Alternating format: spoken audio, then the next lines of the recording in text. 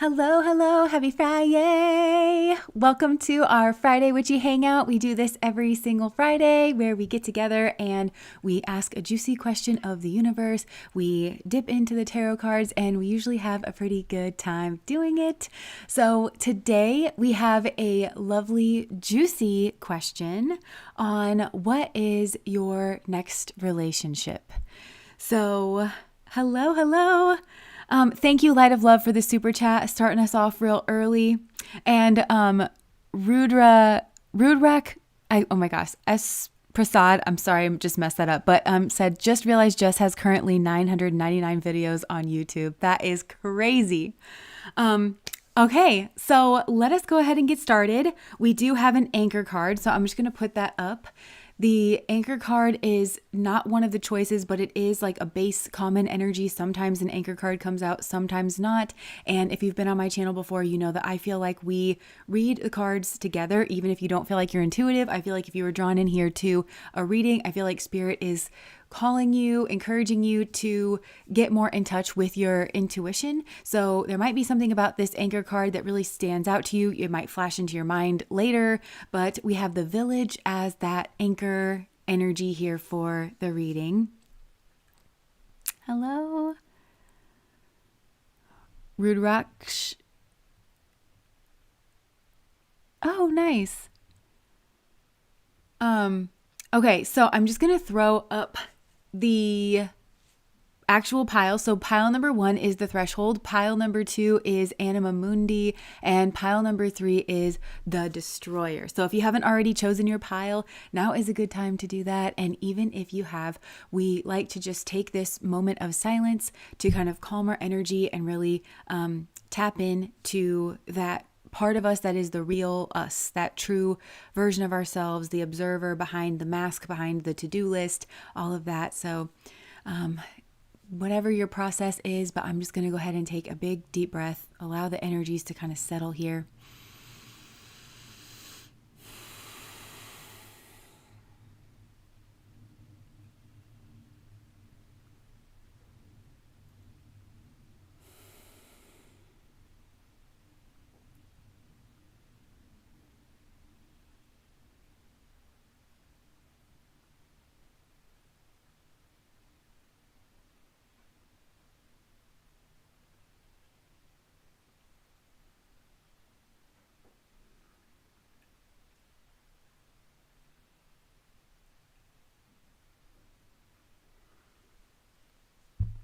And whenever you're ready, you can open your eyes and be drawn into whatever pile or multiple piles that you are drawn into. I love, it's spring here in the Northern Hemisphere, and I'm a spring baby. I love all of the sounds of spring, and even just like closing my eyes there for a second, you can hear all like the birds chirping and everything just feels so like fresh and alive, like, you know, right there below the surface. I love that. I love that feeling. All right, so I'm just going to leave this up here for another moment or two. Hello, hello. I'm not drawn into any card. Interesting. Noir has taken a little bit of some time for herself.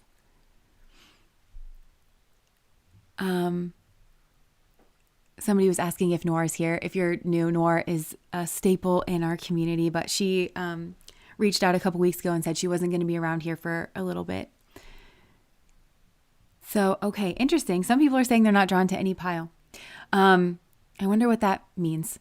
Okay, so if you're ready, I'm ready. Let's go ahead and get into pile number 1, the Threshold. And because I've been forgetting this, we're just going to usher this in with a little bunny butt energy. A little bunny butt, a bunny butt, bunny butt. Sometimes I like to imagine that somebody's never been around here before and what they must think of some of the things that go on here. That's just kind of a thing that stuck around here. So, okay, so pile number 1. What is pile number 1's next relationship? Interesting. Oh, look, pop the question. And I reached for the True Emotional deck, and I am getting this kind of like emotional energy, and I just picked up this Secluded card. separation, reflection, and soul searching. So I am getting like a threshold kind of vibe from this group, and I've kind of been seeing the image of like a phoenix, you know, when you like throw yourself into the fire and just kind of like phoenix and get entirely started anew. So I feel like this is maybe a shared energy or like a mirrored energy between you and this person that you are going to be with in your next relationship, because I feel like there is some type of threshold here that you yourself are confronting, where it feels like I don't know, taking the next step, taking this big leap of faith into what feels like this kind of fire energy. But it feels like there's this leap of faith, like kind of trusting the universe kind of vibes here to this. And it does feel like it's a bit of a death energy, but it feels like it's this kind of death and rebirth energy. And maybe you're expecting there to be some type of pain. And I'm noticing with this person's feet, like that very much looks like a child's feet. Sometimes it looks like a hobbit's feet to me, but I'm very much getting like child's feet here.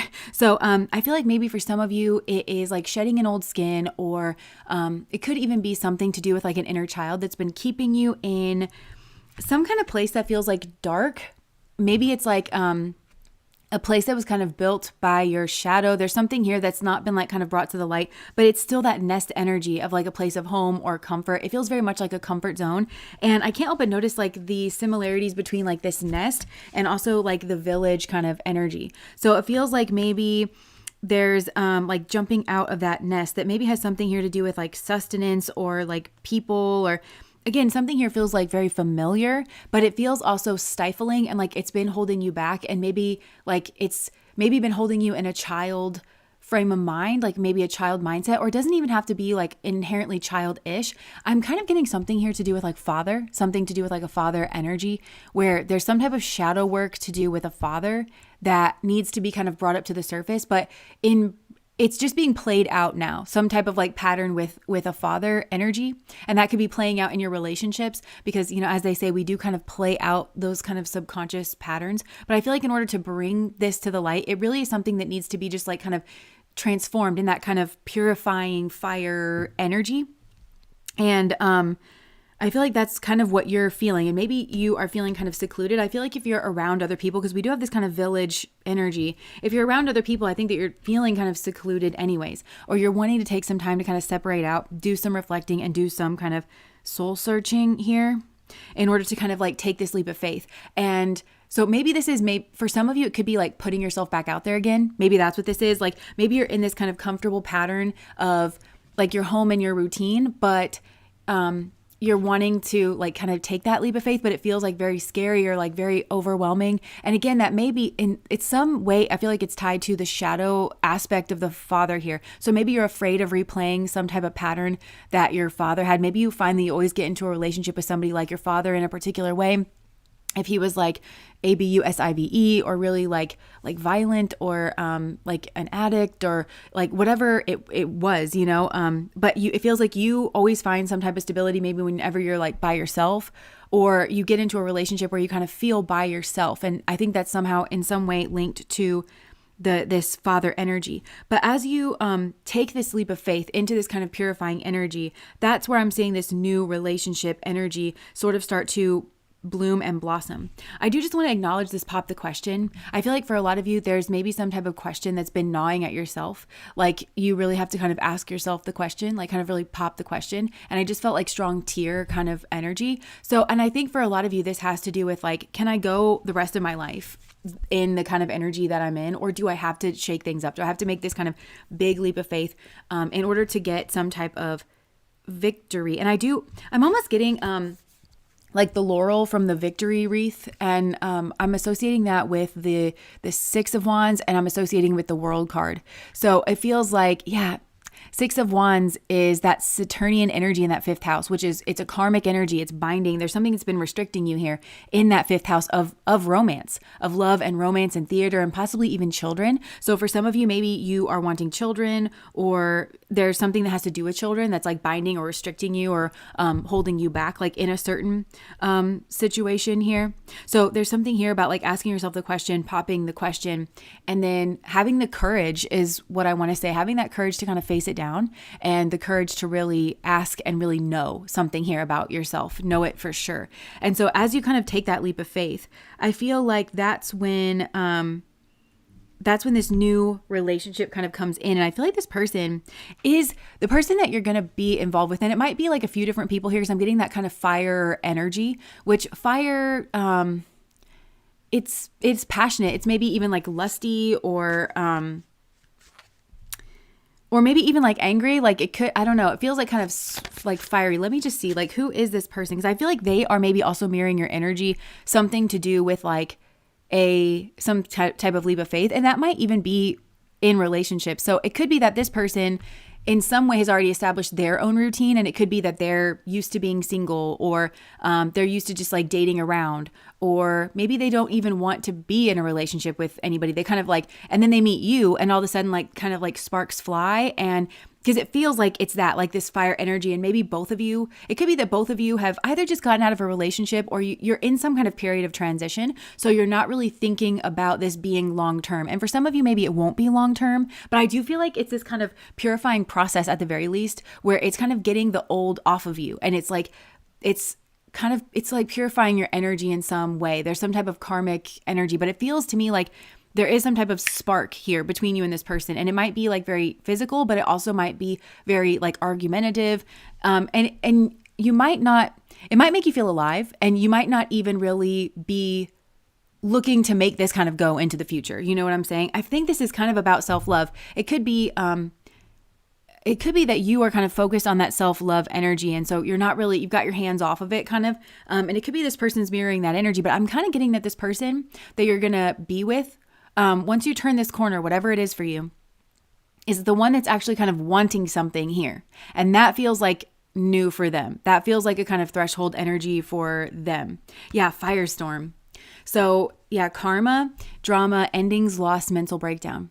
So yeah, for some of you, it could be that after you take this leap of faith, there is this kind of, maybe it is like a bit of a like purifying of some type of karmic energy, or there could be some type of big, I'm hearing like a dramatic loss of some type. There could be like some type of mental breakdown here, but you're learning how to love yourself through that.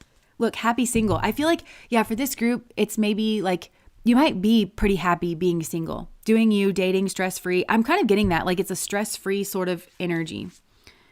And you might receive some type of shocking news about a divine masculine and some type of workplace affair. And that might be part of like, I don't know, karmas, or like, yeah. Losing sleep, worried, replaying events, thinking about you. True colors. Who is this divine masculine energy? Look, pop the question. Family.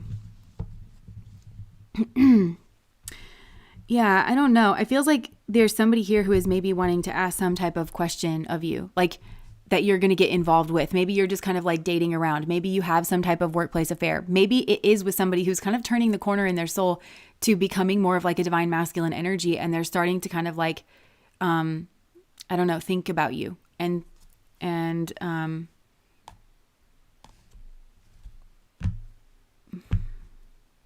yeah, they're thinking about you dating other people, like this masculine energy that I feel like you're kind of involved with. Maybe you meet this person at work, or there's something here to do with like work, because I'm starting to feel like anxious and kind of like just like jittery.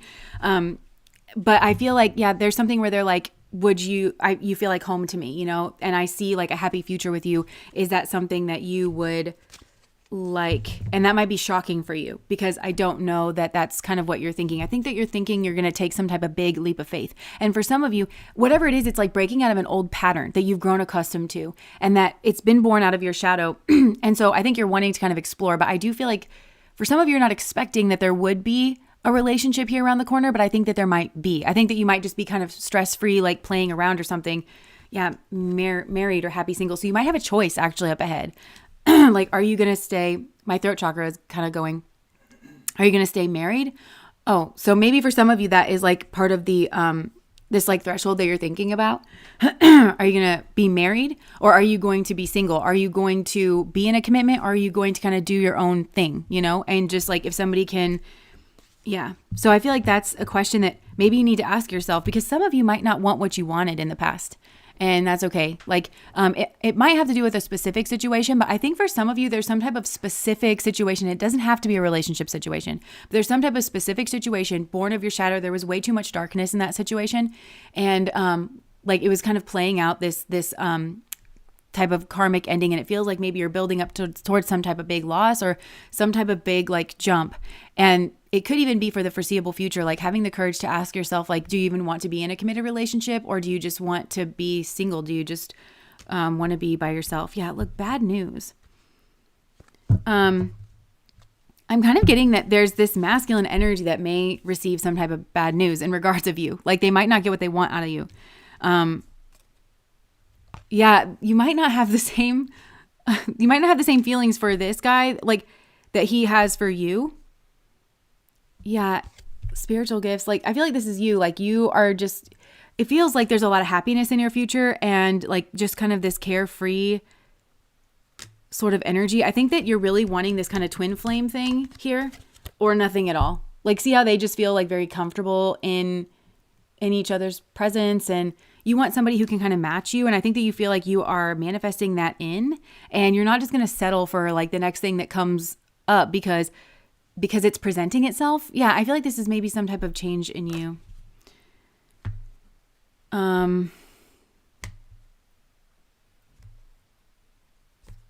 Yeah. So there's some kind of fleshing out is what I want to say. There's some type of like pumping or like fleshing out here. So let's see. It feels like a lot of emotion, really, that you're kind of like processing through. Or again, flip the energies. This could be the person that you're going to be in a relationship. This might be them. Look, marriage keeps coming up. So wedding, matrimony, wedlock, crossing the barrier. That's exactly the energy here. Maybe for some of you, you're thinking about getting married. Secret help. Keeping secrets, anonymous goodwill, eager. I do feel like there's somebody here who is like very eager to be with you, to get into a relationship with you, to be married to you. Like, so maybe you're thinking about crossing the barrier into marriage. I think this person is thinking about that with you, but I'm not necessarily getting that same energy back from you. I feel like you're determined. You're in this energy of like determination here. And you might even like, she looked at first like she was reading a book. I know she's reading like some type of letter here, but it just looks like, I just feel like you are happy on your own. I feel like somebody here is afraid of that. Concerns, worry, risks, love at first sight, twin flame, mirror souls. It could even be that there's somebody here that's worried that you're going to meet your twin flame, or you're going to meet some type of like big soulmate energy here. Fake death.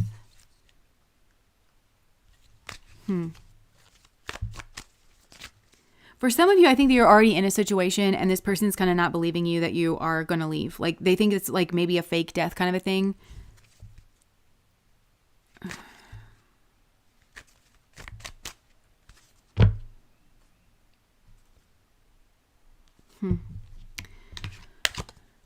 So this is a group that like kind of is, you're sitting on some type of precipice, and that very well could be in the 3D, like taking some type of risk or some type of chance. And like I said, not for all of you is this like jumping into or out of a relationship or putting yourself back out there, but it might be like moving to a different place. It might be switching up your career. Like there's something here, but you know it's going to affect like the rest of your life. And I feel like whatever it is, there's been some type of barrier. And the barrier may have had to do with other people, like something here to do with like a village, something here to do with getting your needs met, something here about like neediness. But it feels like you were stuck in some type of cycle of neediness that was based on like some type of shadow material, shadow content. And in order for you to shine a light there, it almost feels like you have to jump out of that nest. You have to jump out of the comfort zone, or you have to jump out of the routine, or something like that. And either you've been secluded and you're done being secluded and you want to like jump back in. And I'm hearing that Garth Brooks song, Standing Outside the Fire. Life is not tried, it just merely survived it. You're standing outside the fire. That song is all about not respecting people who don't like get in there, you know, and like wanting that for yourself, you know, like he's kind of amping himself up, you know, he's like, noticing that he's been standing outside the fire. And I think some of you, that's what you're realizing. I've been standing outside the fire. I just want to throw myself in. I'm not attached to any kind of outcomes. Like, even if I get chewed up and spit back out, at least something's happening. Like, at least I'm not stagnant and I'm not in this dark energy anymore. So you're either secluded and you want to not be anymore, and you're just going to throw yourself back into dating, but you're going to be totally unattached. Or you've been, you've maybe been, it feels like stuck in a situation, but it feels like with family, like maybe there's always kind of people around, but the energy that's been around you has been depressive. It's been dark, and it's been something that either keeps you in a childish state, like some type of childhood energy where it's like keeping you in some type of dependent, like receiving, sorry, I just spit, some kind of like childish, like, energy, or it's like mirroring a way that you felt in childhood, depressed, dark. And it's like, you've got to take some type of leap of faith kind of out of that. And you've kind of got to seclude yourself away, or yeah. And for some of you, it like, you might need help or something here. Okay. Okay, so tell me about this next relationship. Because for some of you, it's like very much a dating thing, but there is like, okay, so for those of you that are in some type of relationship, there is stagnation here with the hangman. Like maybe this is a masculine energy, or maybe this is you. Take this however it resonates. But I feel like this person is feeling like stuck or like tangled or trapped here. There's like a big stagnation. They're starting to see something like differently. But then we've got this like the Empress and then the Queen of Swords. So I feel like you are the Empress. Like I feel like you have everything to kind of offer, but you are in your Queen of Swords energy. Like you're very much putting up your swords. Yeah, five of Pentacles, because somebody here has been stinky. Somebody here has been like really, really lacking. And notice how she's just kind of like pulling her head back away from it. She's like, ugh, like I'm not going to sit behind you and like huff your farts anymore. You're really feeling like you're ready to take on the next step here. Also, like the methane of this person. Look, this is this fire energy. Like something here is going to, like, whether you kind of take a leap of faith or not. And I think some of you kind of sense that something here is like about to happen, because we've got the methane here, and then she's like holding a match. So and also look at the way that she's kind of dressed now in her makeup. She looks like she's ready to go. She's not taking anybody's rubbish, like it says on her shirt. And, so if this person's going to keep farting at you, there's going to be an explosion, basically. But the Magician card for me, it's all about feeling ready. Like I feel like you are ready. You feel like energized here, and you're very capable, and you're feeling very confident. And yeah, you're really ready to move forward. But this is like, we got the Six of Cups. So it's like, you're ready to move forward, like in regards of past stuff, in regards of this like childhood stuff. You're ready to kind of just like break this mold here, because the Two of Flames for me, the Two of Wands, it's all about taking some type of action. So it's like, you're preparing, you're like looking out into the world, and you're kind of gearing up, and you're making a plan, and you're going to take some type of action here. Look, the Lovers. What is this Lovers energy? So 10 of Wands, this is somebody kind of sorry and taking responsibility. So maybe for some of you, there's something from your past that you want to go back to, and you want to actually take responsibility, but you've got to get out of the comfort zone. This is maybe the mirroring, where it's like, for some of you, maybe you've been stuck in like a depressive state, or again, like you've been alone and secluded in this kind of darkness. You need to take this full leap of faith, but that might be like taking ownership of something from like a past, and in order to turn something around. And yeah, and in order to like fully, this is a teamwork energy, cooperative energy. So maybe for some, you've been separated out, or your person's been separated out. So some of you could be in separation here, and that's like kind of the mirroring again that I was getting to, where somebody here's been in seclusion and they're wanting to come back. They actually feel like you are their partner, but they have to actually take responsibility, and not just in words. Like they have to come back with like their hands full. They have to have something to offer you. You're no longer taking the ephemerals like from this person, like they have to not just show that they mean it, but maybe even like take on the brunt of like the responsibility here for an extended period of time. And like to be prepared for that. So it could be that that's like kind of on the table. Maybe for some of you, you're still in this kind of waiting period, like waiting for somebody to get their shit together or not. But then there's somebody else here. So maybe you feel like you want to come back and take responsibility, or there could be somebody from your past that kind of fumbled you in the past that is maybe going to realize that you're single and is going to want to come back and make something right. Yeah, where there was no justice between the two of you. Yeah, because like there was a lot of love here. There was like this kind of balanced out like energy. They might say something here like, this is my it happened one time card. But the Page of Cups, they might want to send you a message. Somebody here might want to send a message of I'm sorry. So that for some of you would be the dud energy of this like threshold where somebody might be building up to kind of talk to you or send you some type of message here. Somebody that wants to be this next relationship in your life. And it might be like, wah, wah, wah, because I think they're scared and nervous to reach out, and it might take a lot for them to get past this threshold. But then when they finally do, it's this like sad Page of Cups energy that it's like with their excuses, like, oh, it was only one time. But I just don't see you going for it. I'm kind of getting that like there's a high bar. There's some type of like high threshold where you're like, I bring so much happiness and stability, not just to myself, but that's what I bring to the table. And it's going to be returned or I'm just going to be alone kind of a thing.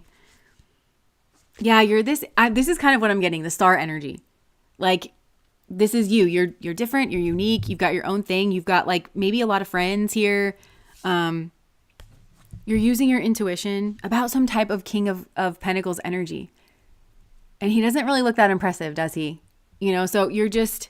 And he's dressed in black, and then I'm seeing like the black from the nest here. Like you're just kind of using your intuition where you're like, that looks like a cycle repeating or something. So you're just not, you've got your wits about you. You've gained some type of distance. There's a subtlety to your energy as well, and an inner strength. And for some of you, like there's something here about like leadership and like a group. So some of you, maybe you are teachers, or you're going to, you know, you were showing up as the star. So it's like, maybe you are going to like learn something here where you can maybe then become like a leader here or something like that. Yeah. For some of you, like you, if it's you where you feel like you have to take some responsibility, this might be in regards of friendship as well. Like maybe some of you feel like you have to apologize to a friend or something. Make some type of amends with a friend, and that feels very karmic. That's a confirmation here for some. Maybe it had to do with a masculine energy that like kind of got between the two of you or something here. But yeah, I'm really just getting that like, I'm kind of getting this as a group that's not asking for much. Like, and I don't mean like that the bar is low, you know, like, well, you know, just, I feel like I'm not asking for much. Like, is it so much to ask for somebody who's got their shit together and who's clean and has basic hygiene and is a nice person? That's not what I'm getting. I'm more getting like, you're not asking the universe for much at all. Like, I think that you're just like, I've got my rhythms and I got my routine. I'm really proud and happy of the person that I've become. And that's enough for me, kind of a thing. Yeah, there is this kind of curmudgeonly King of Pentacles energy here that is feeling some type of way. That's kind of like, and like feels kind of like argumentative because you've closed out the cycle here. You've closed out some type of karmic cycle here. And maybe for some of you, if you're already in a relationship, it's like he could have closed it out with you, you know? But if he's not going to, then you're doing it and you're just going to shine here. But I'm seeing a lot of happiness here in the future. Yeah, there's this leap of faith, this like happy new beginning. So maybe this is a relationship with yourself even. You're going to break some type of mold, and it's a karmic mold, and it's a father mold, and it's a shadow mold. You're breaking some type of mold here in the future, and it feels refreshing. It feels scary at first, and maybe even a little bit painful with the fire energy. It feels like maybe there's like arguing or, yeah. It feels like maybe you're going to get blamed for something here. But you've also been in a situation, there's something here where you haven't had the true reflection of yourself reflected back at you. And I think maybe that's why you feel a type of way. Like maybe you feel selfish or something. You feel materialistic for like being independent in some type of way. But actually, I feel like you're going to have a lot of fun. And there seems to be friendship here as well.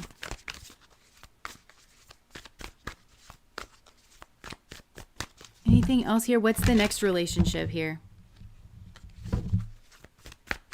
I'm hearing, remember that pop the question energy? Oh, it's still at the bottom of the deck. Because I'm hearing like you even asking yourself, like, well, what would it take for me to even get back into a relationship with somebody else? Because I think this is a group that will have offers. Like if you were to put yourself out there, and maybe that's why some of you aren't doing that. Because I think if you were to put yourself out there, you would definitely have offers. You would definitely have people, and I think more than one, who would be interested in kind of trying to tie you down. And they want that kind of commitment. And I think you're kind of not feeling the same way. I think that you're kind of like asking yourself, what would it take for me to settle down or make that commitment again? Because there's some kind of experience that you have where you're very, very hesitant to tie yourself to somebody else's problems, is what I'm getting. Like you kind of are not taken in by the fantasy of somebody anymore. It feels like this is a group that has some type of life experience, and maybe you had to grow up really fast because of something here that you've been through. And there might be some type of situation, like again, children might be involved here. So if you take this leap of faith out of a relationship and it's like you've got real things to kind of deal with, and so you aren't really falling for the fantasy of somebody anymore. And I think you're really asking yourself the question, this is a group where it just feels very much like, yeah, well, what would it take for me to get into a relationship? Because I started to ask and prompt the cards again in my brain where I was like, what is this next relationship going to look like? And I heard this person be like, yeah, what would this next relationship look like? Because I feel like this is a group that maybe, again, you've processed through some type of like past karmic cycle, but you haven't really thought of like what that next relationship would look like. It's not something on your radar. I think this is a group that's maybe finding happiness in an adventure. There's fire energy here. So it could be that you go on an adventure. It could be that, I don't know, because it feels like whatever you were just doing, you don't want to do that anymore. Yeah, you're in your Queen of Wands. I feel like you look hot and you look spicy and like confident, and I feel like for some of you, like this is kind of heartbreaker energy. Not that you're kind of meaning to, but I feel like for some of you, there might be a bit of a karmic return for some of these masculines who are supposed to be seeing something here from a different perspective. Maybe seeing women from a different perspective, or seeing sex. Because it's like, I keep seeing the Hangman card in this where he's trying to get the muffin, you know? And so maybe they view women and they view this Queen of Wands and they view women's bodies and stuff as the muffin. Like they want to get that muffin, but like they don't have anything to offer. Like they just stagnated themselves or something. And so it's like, you don't want to give the muffin. Like you're not a treat, you know, like, you require a full person. You are a full person. You need to be seen as a full person. And, but yeah, I feel like for some, like, I feel like there's at least one masculine here who feels kind of sidelined, who feels like, what, like I offer everything. Like, you know, I want to make this next move. I want to turn this next corner, like in a relationship, like, why won't you let me, kind of a thing. I feel like there's somebody here kind of feeling dejected. If you were to open yourself up to a relationship, or dating people, which not everybody in this group is kind of feeling that way. And again, like, I think that some of you might get a bad rap here. Like they might say that you are materialistic or they don't have enough. And it's like they're hearing, but they're hearing from a place of victimhood. And they're not hearing, I just kind of feel like somebody maybe doesn't have their feet on the ground. I don't think it's you. I think it's this masculine or these kind of masculines. They don't really have their feet on the ground. It's coming across less like they're a narcissist. There's some type of delusion here, but I think it comes from them having a fixed mindset. I'm reading a book about fixed mindsets, and they have a lot of delusion about like what they're capable of, and like say like the kind of job that they can do, because they don't have this growth oriented mindset. They view everything as like people have propensities or traits, so that they think that they have more opportunities than they actually do. They think that people are going to expect less of them than they actually do, because they think that the world runs on people being able to see their fixed traits, and it just doesn't. It works on investment. It works on action. It works on building yourself up, being able and willing to start from the bottom, whether that's like jumping into a new job or something. And so yeah, there's somebody here. I feel like there's quite a few masculines here kind of looking at you like you owe them something. But it feels like because of something intrinsic or ephemeral, something that if you were to shit in one hand and put whatever they're offering you in the other hand, the hand with the shit in it would fill up faster. That is they say shit in one hand and hope in the other and see which one fills up faster. So it's kind of like hopium, you know, or like it's intangibles, you know, it's like, but I'm offering you my love or this or that. And it's like, you know, I can find love with my dog. I can find love with my friends. I can find love with my kids. I can find love, you know, here. But it's like, if I'm looking for a partner, then like you better be bringing partner shit. Yeah, there's like a lot of feelings here. And I feel like you're processing through your own, or you have, or somebody else's, because there's some type of illusion here. That's what I think the karmic cycle is. And somehow it ties into a father wound, or like, again, some type of shadow energy. You're not buying the illusion, and you're really not interested in a man who is putting an illusion on you, or like only seeing you from some type of illusion, like that you're some type of like beautiful, happy new beginning. I think some of you sense that in some of these men that are around, is that they are so eager to enter this copium hopium kind of train with you of like, oh my gosh, this is it. They want a distraction, I think is what you're realizing, that you are this kind of beautiful distraction, but play that out into the long term, that this is going to hit that same rut. It's going to be unsatisfying for you, but that they're going to kind of win out if you allow, if you take that kind of copium hopium beginning of a relationship kind of train, because it feels like it's just numbness. It feels like it would just be kind of numbing out, and you don't want that. I feel like this is a group that really has their eye on the prize when it comes to long-term sustainable, not really happiness necessarily, but contentment. But you're also very grounded in reality about what that takes, and you're not looking for a guy who is kind of Peter Pan and is offering you nothing but ephemeral kinds of things. So I think it actually pisses you off for some. For some, you are going to be this fire force. For some, for a masculine or anybody who's kind of coming through like in the wrong energy, I feel like you might actually be this person where you might just kind of start an argument. It might not be like you at all, but you're breaking some type of mold. And I'm hearing that from 27 Dresses, which might be a metaphor here, because it's like always the bridesmaid, never the bride. She always does everything for everybody else. I feel like that at the crux of it, regardless of your relationship status, what it's been in the past, how long you were in the last relationship that you were in and how recent it was, like regardless of that, it feels like this kind of always do everything for everybody else kind of an energy. And again, somehow that is a karmic pattern or a karmic cycle where you no longer feel like you have to do that. And you also know that you've seen through the lie of that. You know that is not actually what leads to happiness. That's what leads you to be a doormat. That's what leads you to get taken advantage of, taken for granted, used. And at the end of the day, you don't get anything that you like, but you watch a man kind of leech off of you to get whatever he wants. You ask him or consider him everything that he wants, but he doesn't do the same thing for you. And you're just like really not into that, I feel like. Yeah, for some of you, you're really going to start a fight here. You're really going to cause some type of argument, or you're going to be very standoffish here. You're going to burst somebody's bubble because you're going to point out like some kind of base fact, like some type of base reality that, I think he's trying to get you to overlook, and he's trying to get you to sail on some type of cloud 9 with him. Love potion number 9. Yeah. He wants to look into your eyes. He wants to hold your hand. And that used to be enough for you. And you'd be like, okay, I believe in this man. But I think you're actually looking at the brass tacks of something here. And you're like, why don't we just sleep together? And then he's going to be like, excuse you? I can't pay my rent. And you're like, my point exactly. I just bought like 20 dresses at the thrift store yesterday. My partner's lives improve and mine decline. Absolutely not anymore. Yeah. There's something here you're really looking at. Why does your life improve because I'm in it? And why does my life get worse because you're in mine? And you're just seeing it from a mile away. This is very much a group that's like very mature. So if you do accept somebody, I think you're thinking it's going to be this lover's energy. I think you're thinking it's going to start off as friends. I think you're thinking it's going to be your idea. I think you're thinking that they're not going to say that you're mean for standing up for yourself. Like, I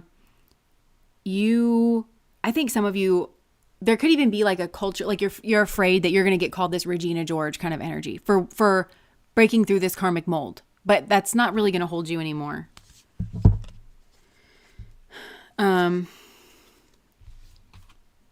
This could also be a type of person, like this person you're going to move on with. It's like some type of King of Pentacles energy from your past. It's this like, it could be this fatherly energy wouldn't approve of this person in some type of way.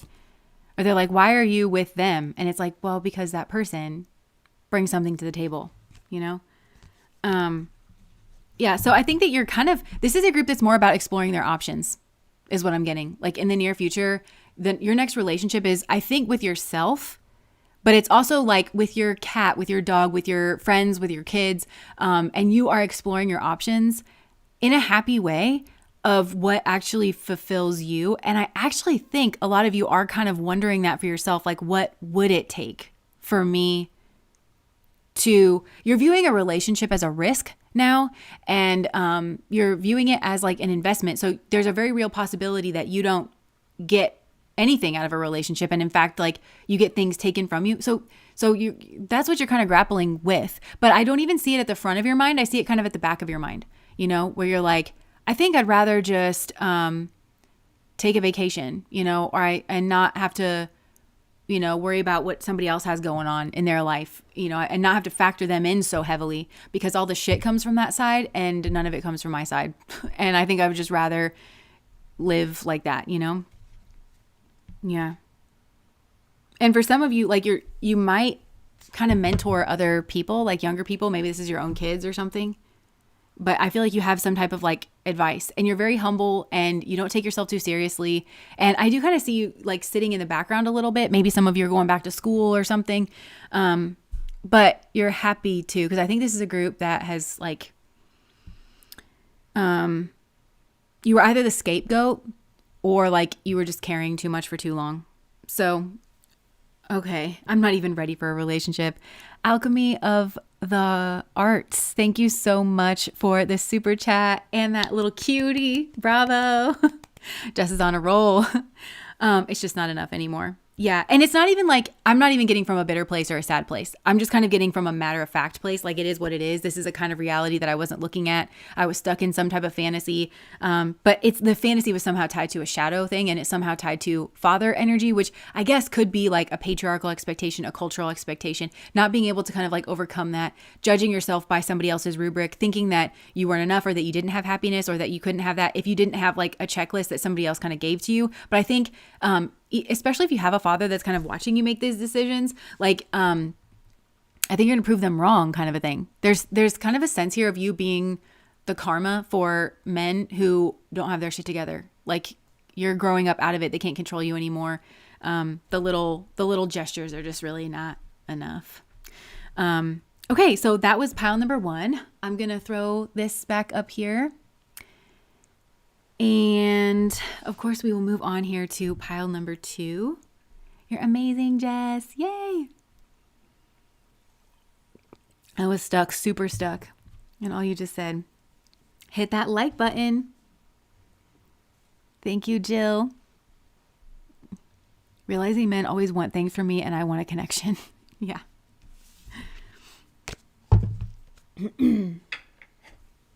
Thank you. All right, let me just take another little sip here.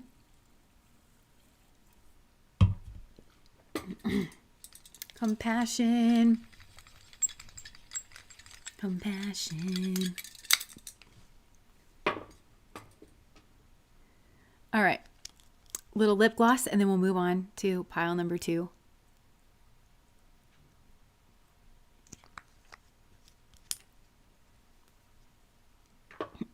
Interesting, you got a dating coach.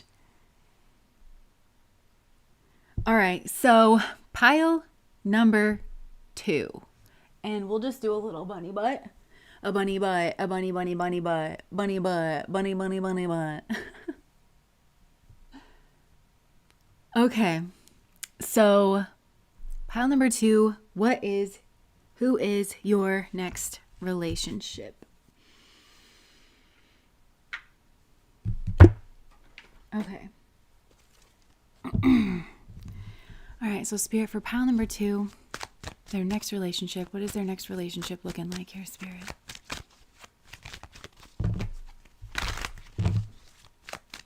Oh, by the way, while I'm thinking about it, somebody last week was asking why my arms were shaking, and I had no idea what they were talking about, but now I do. I have been going to the gym and I've been doing arms a lot. And yesterday I went to the gym and I did arms, and then I filmed a reading and my hand was like shaking the whole time. And I was like, oh, so if you ever see my hand shaking, it was probably arm day because I'm trying to get those gains, maybe because I said that this could be a person that like works out or something, or there's something to do with their body or something. And, it might be because they work out, or I don't know.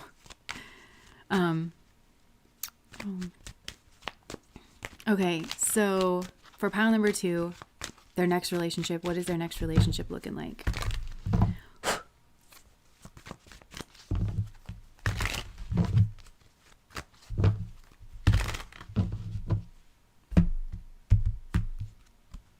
Oh, the star. Okay, I was kind of getting that. I feel like this is a really unique person, like a very different person, very peaceful person. There's like a calmness. There's a sense of serenity. There's very like kind of, placid. I feel like this person, they are working hard here. Maybe this person works online, or they work with groups of people, or they do something Aquarian. So maybe this person's like a scientist, or they're like furthering the boundaries of knowledge in some way. This person could conduct some type of research. They could, I don't know, travel around and share their knowledge with people. They could run like groups. What's that called? Not a consultant, but I feel like you get what I'm saying. Like, but this person works very hard, I think. And they're kind of in a groove with that.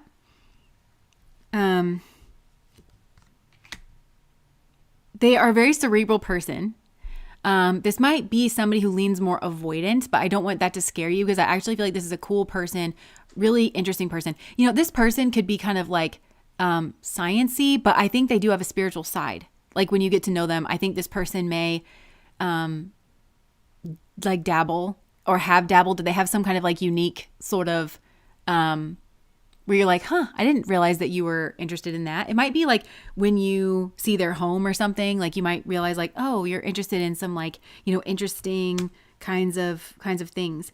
Yeah. And you might be kind of, I don't know, like wary of this person at first. But it does seem like some type of passionate new beginning. But I think that you're thinking that something here is like not equal give and take, but this person is like a favorite. They're very like unique, and this person's not like a scrub or anything. Why are you thinking that? I mean, the Devil card came out and the Magician. So maybe you're thinking that something here is like a manipulation or something.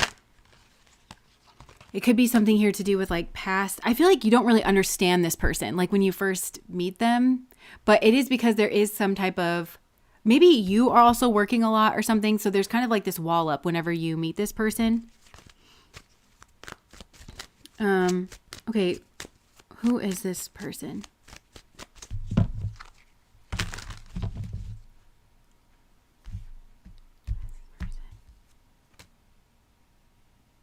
Okay, so I feel like this person, okay, you're really intrigued by this person.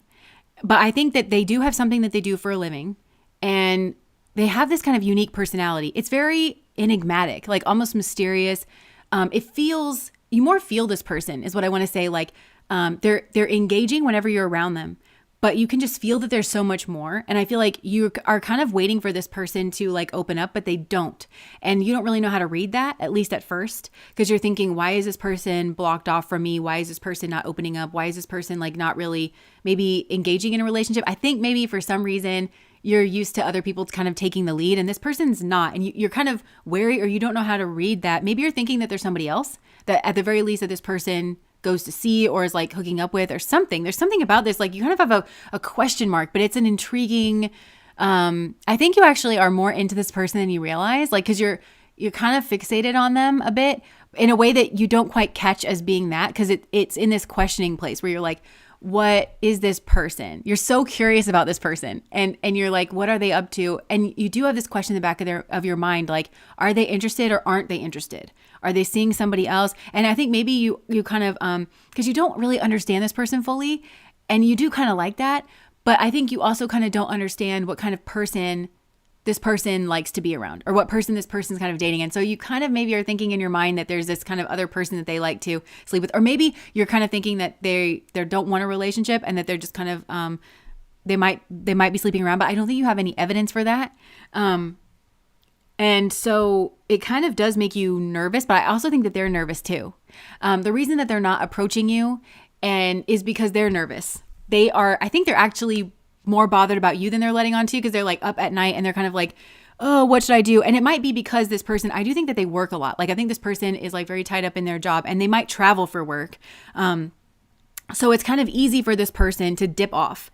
And I don't fully think that they disconnect from you, but to you, that's maybe what it looks like, because this person might be like traveling for work. And if they don't travel for work, maybe they work online, or there's something to do with their job where when they disconnect, it doesn't look like they're disconnecting. This is kind of reminding me of an avoidant and their like deactivating strategies. So I think this person's interested in you. It's like you're both intrigued by each other. I think there's a mirrored energy here where it's like you're both intrigued. There's this kind of enigmatic energy where it's like you want to kind of get to know each other, but you're both sort of unsure. And so you're waiting to sort of like get to know the other person, but then that never really comes about. You're wanting things to kind of slowly amp up, but it feels like somebody here needs to kind of make the move, and you're both nervous about making the move. This person's nervous because of something about the way that their life is set up. They do like it. They like kind of traveling around. It does kind of pull their focus and their energy and attention, but they like you and they think about you more than you know. Like, so they're kind of, they're keeping you on their mind, but, so it's like they kind of keep kicking the can down the road. You feel anxious because you're not sure that they're into you, because it's almost like, or maybe that's this person, take this how it resonates. So you're not sure if they're into you back, because I feel like you don't have a problem with making the first move, but, or maybe this is them, they don't have a problem, but it's like you don't know if they're interested, because the way that they communicate is not super open, but it's also not super closed, but it just feels like you don't get anywhere with this person, if that makes sense. Like in a heart space, like maybe it's like small talk or something and you enjoy it, and it's not like the regular schmegular small talk, but you're also just not sure if this person's open to it, kind of a thing. I don't know. Yeah. So,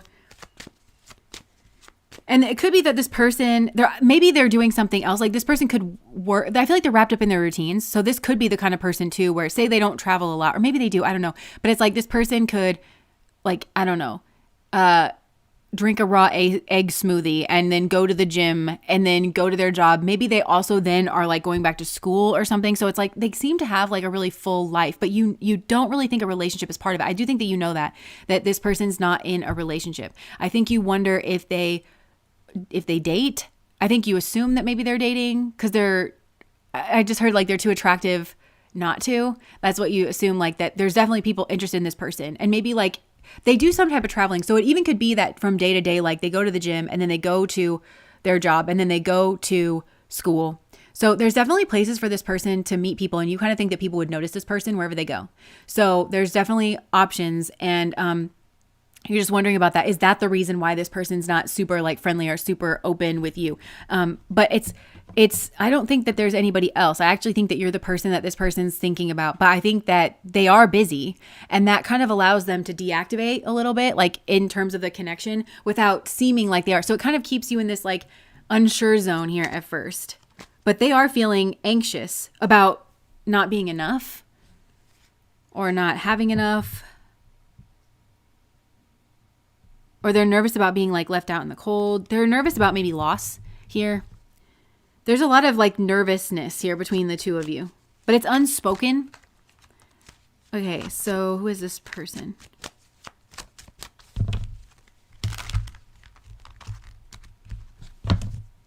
I think this person gets in their head about your interactions too, because they know that they didn't really open up and they don't know what you think about them. Oh boy.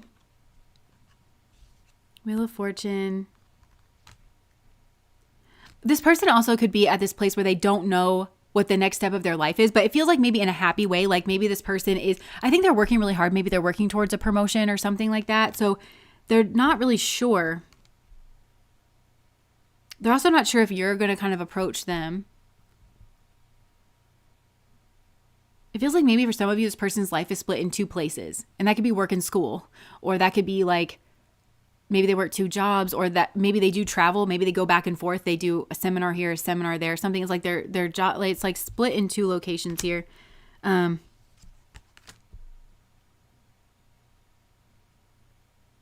I think this person's really worried about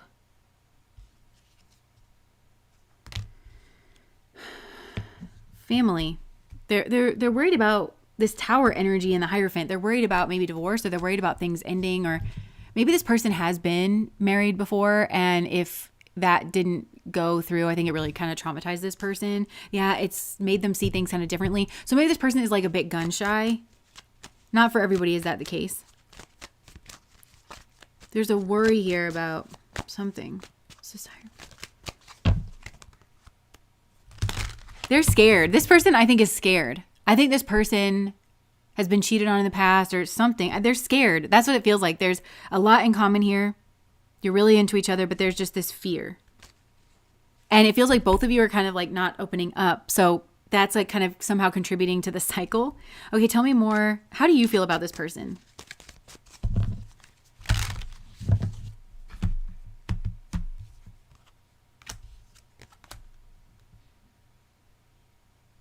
I think you feel like you messed it up too. So this is like, you guys are both hating on yourself. You have this like failure to launch kind of energy between the two of you. And you're both like stressing out and then like worried here. I think you're taking on too much responsibility of like something you're not working out in order to kind of move away. So this could be two avoidants that are like attracted to each other.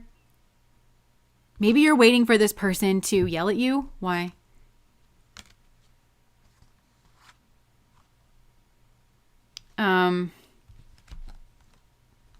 The King of Wands and the Nine of Pentacles.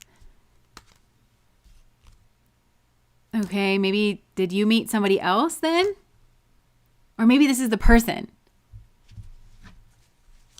Who is this other person?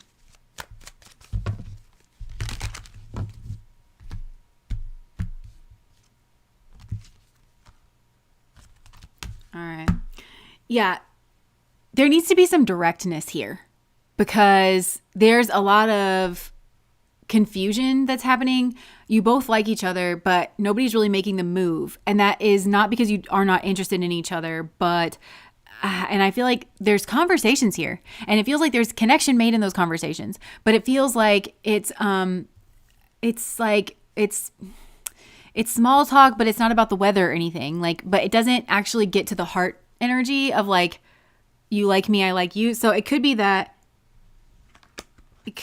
you were with somebody else here, but I feel like you were always looking at this other person. So maybe you went out on a date with somebody else, or maybe that's like this person here.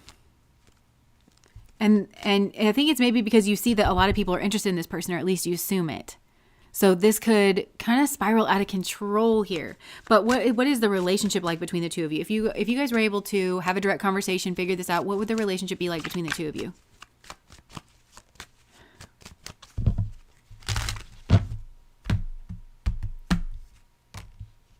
Okay. Oh my gosh. All major arcanas. So this is a very soulful, like significant relationship. We do have the Aries Libra axis here. I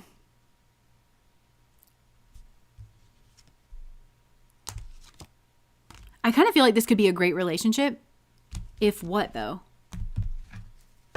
Look, okay, so it's like very emotionally deep. There's like this moon Pluto kind of energy, and maybe that's some of the synastry that you have, but that is like a very sticky relationship in like a kind of deep way, like very deep emotions here, strong schmegduality. And I want to say like this somebody here, like this Pluto energy, whoever the Pluto is very into the moon person, like kind of wants to be able to control this person's emotions and their home and their family life a bit. So as long as you can overcome that and not try to control, like I think this is kind of this person towards you, as long as they can try to not control that. But I feel like there needs to be like direct conversations. This could be a really like healthy relationship because you could have this Aries Libra axis down on lock, but it feels like it takes some temperance energy, like some internal mastery.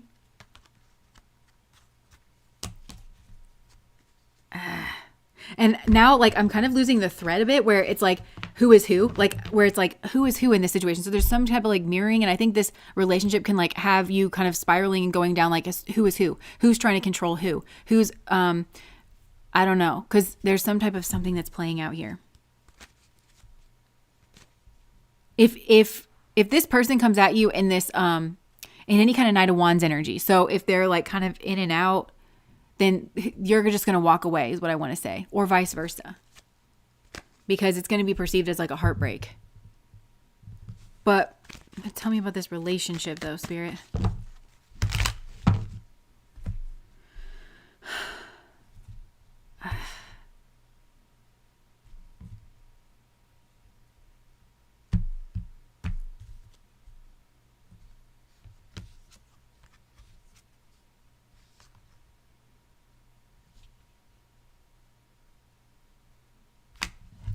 I want to say that I'm kind of policing this in my mind because I'm not sure if this is what people want to hear, but what I'm getting, honestly, is that this is about judgment and responsibility.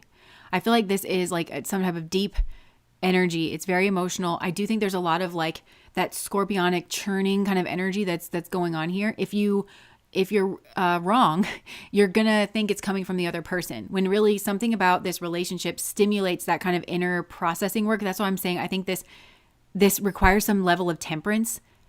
So being able to remain internally balanced in order to see what's actually, where something's actually coming from, because I feel like it's coming from within for both of you. Like this is stirring up some type of like deep emotional something for both of you. And I think it would be helpful if you guys could talk this through, like actually process. If you could process this together, I feel like this could be a very deep, satisfying relationship. But if not, and if you operate kind of independently here, without that, and you kind of talk on the surface here between the two of you and don't really get anywhere, then I just feel like this is going to end in pain, because like the way that the two of you are like, okay, fine, I'm just going to do my own thing, or like, I'm just going to navigate this on my own. I'm not going to like clue you in. We're not going to talk about like the true stuff.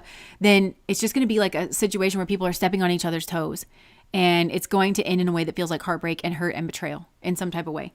Because I feel like this person, whoever this is, it's like there is something here about their independence. You know, it's like they have to take responsibility for their independence in a kind of way.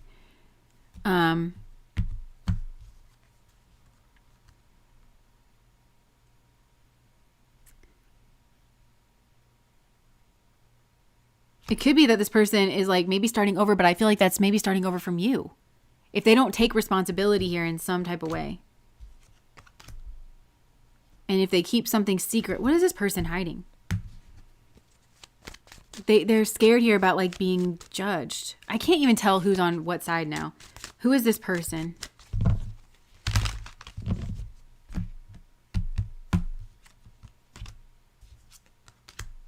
The sun and the moon. Okay, so yeah, there's just deep fears. I mean, I think this person can present a very positive front, but I think there's something here from this person's past. It was like, it's devil energy, so it's something here very karmic. But I'm kind of getting that this person has their own karma, and that's what they're scared of. That's what they're blocking. They don't want you to see this, the truth about something here. And it could be that there's some type of...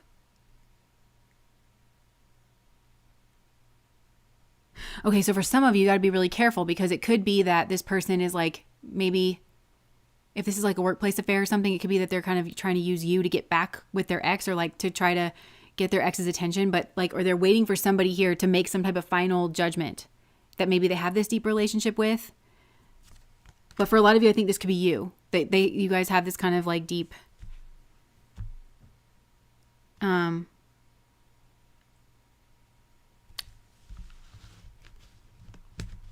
there's something here about wanting to go back to the past and fix something.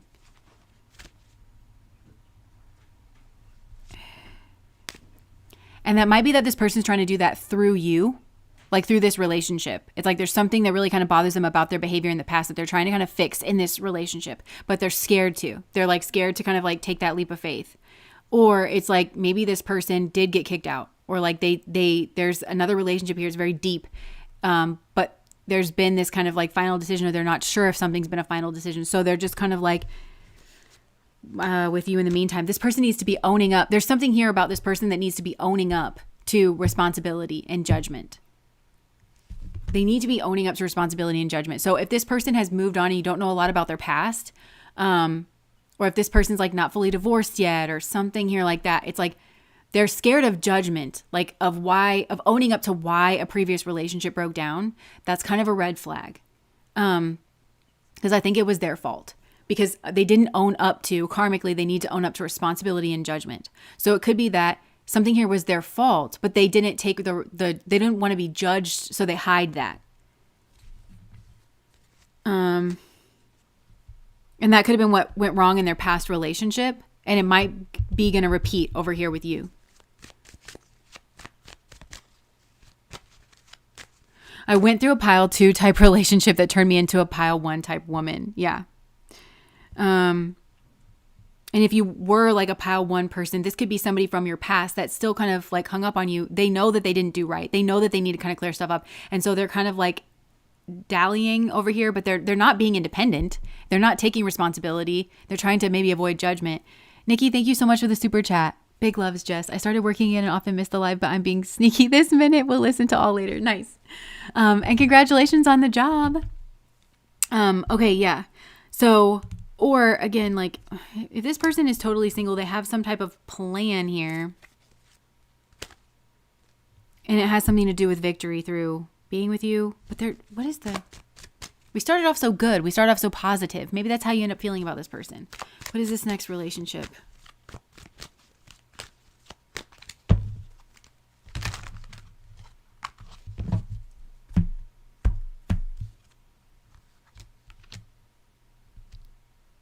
I feel like for some, it's like you don't have the truth here. Like you feel kind of, you don't have the truth here about this 10 of Cups when it comes to this person. Like their loving energy, their happy energy, they're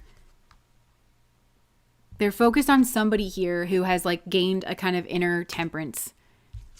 And that could be somebody from their past, or maybe this is you.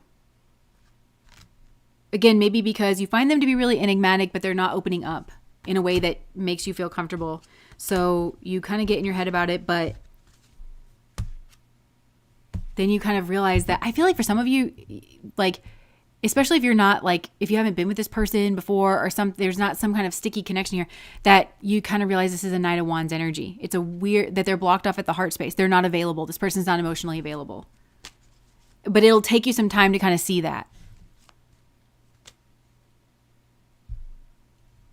Because they're focused elsewhere. They're focused on making something right here with somebody from their past.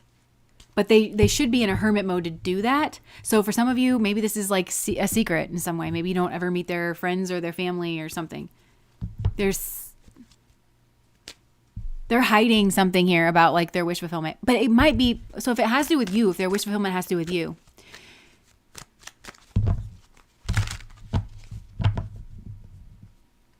okay, so if their wish fulfillment has to do with you, it has something to do about their success or their victory. Like they're trying to hide something here, that they're on their way to being successful, or they're hiding something here.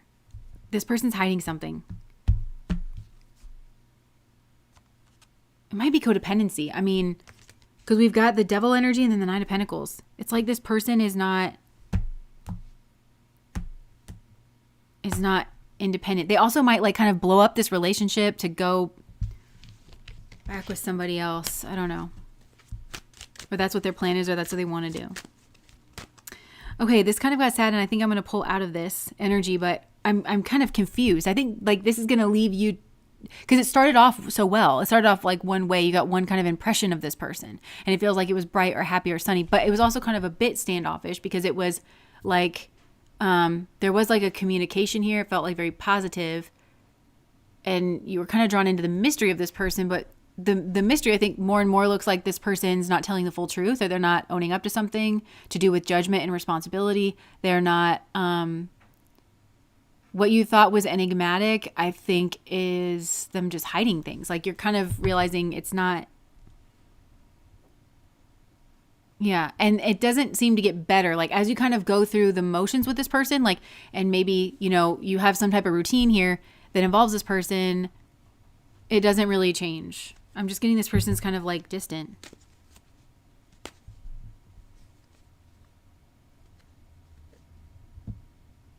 And I think, yeah, like at first you start off like kind of very sweet, you know, but this person's kind of, maybe you even feel like this person's pushing you back a bit. Every time you try to like make some kind of inroad, like, hey, like, you know, and this person's like really pushing you back a bit. And it's because they're not emotionally available. Yeah, this person's not emotionally available. Because they feel lacking. So for some of you, I think it's a money issue with this person, and that's what they're hiding, is that they're not as independent and successful as they are giving the impression, and that they're going to maybe tell you that they're working towards that, but and maybe they are, but that's what their focus is on. So it could be for some of you that's what their focus is on, and it's just not maybe the right time. For some of you, maybe it's just not the right time to make a connection with this person. And that might confuse you too. this got confusing towards the end, but I hope that you can kind of follow it. So, but it also could be that this person is stuck on something from their past. And that might be financially, like maybe this person's having to pay off a debt to somebody from their past. And maybe they have like a nice job or whatever, but all that money's not really theirs. It's going towards some type of debt or some type of something that they're not honest with or they're not honest about. And it feels like there's another person attached to that. But also it could be that they're kind of stuck on somebody else because they weren't fair in that relationship. And they want to kind of get their shit together to go back to that relationship kind of a thing. But they don't know if it's possible and they're kind of waiting on some type of final decision. Then that could be like a final decision in a court case, or they're waiting for something to like for sure, as a matter of fact, be over. And then this person's going to have to start a grieving process. Okay. So yeah, this is a relationship that kind of starts off a bit promising, but also a little bit weird and confusing. And then I think you're left feeling sad and like depressed and like a bit confused. I'm so sorry. Okay. And this is the next relationship. Can we be for real? You know, this used to kind of get me, down when people would say things like that, but I'm not picking and choosing this for you. I just feel like sometimes people get into relationships and more relationships fail than they don't. And, you know, it's good to kind of, so what would spirit say? Like, what is good to know about this kind of situation? Because it does feel like this relationship does have a kind of depth to it. And there's something here that's kind of sticky here with you and this person. And it could be that that this person does have emotional depth, or that you're kind of trying to always get to know. It's like you feel like something here is like right there with this person. Like if I could just this, or if I could just that, because it feels like this relationship could potentially have staying power, you know, for like even years or something. So what about this person, spirit? What are you trying to say with this message here?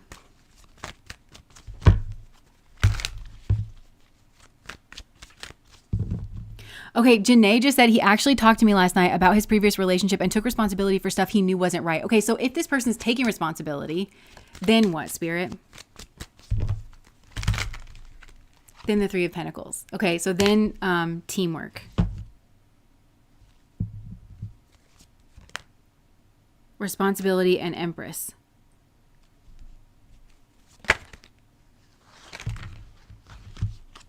Then it feels like this is maybe an option here. What do you want them to know, spirit, like about this relationship?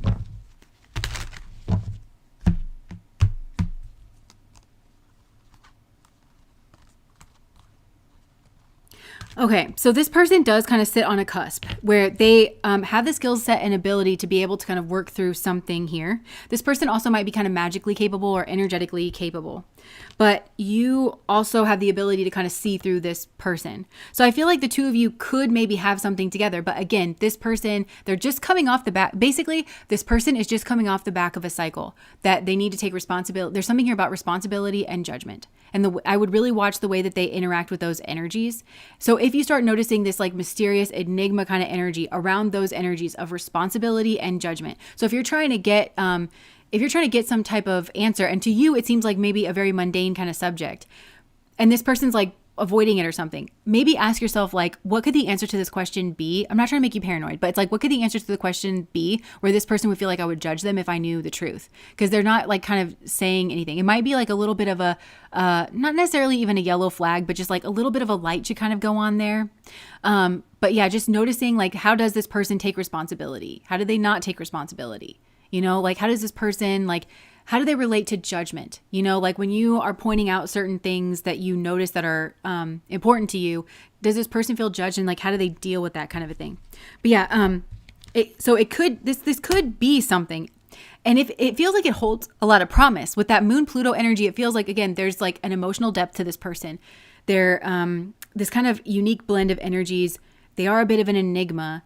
It feels like they're kind of busy in some type of way because they're starting something, but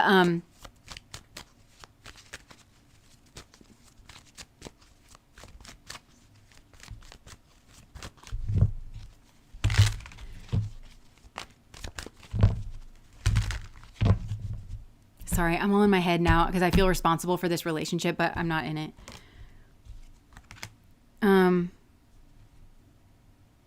Look, Queen of Wands and Queen of Cups. Yeah.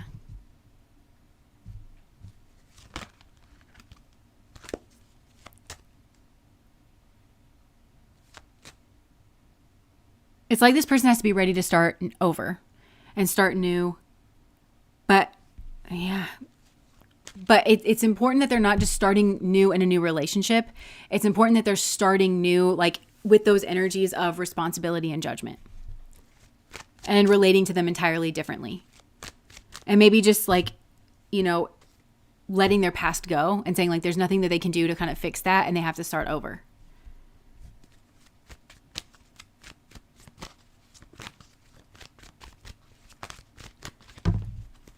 Okay, then what's this relationship going to be like?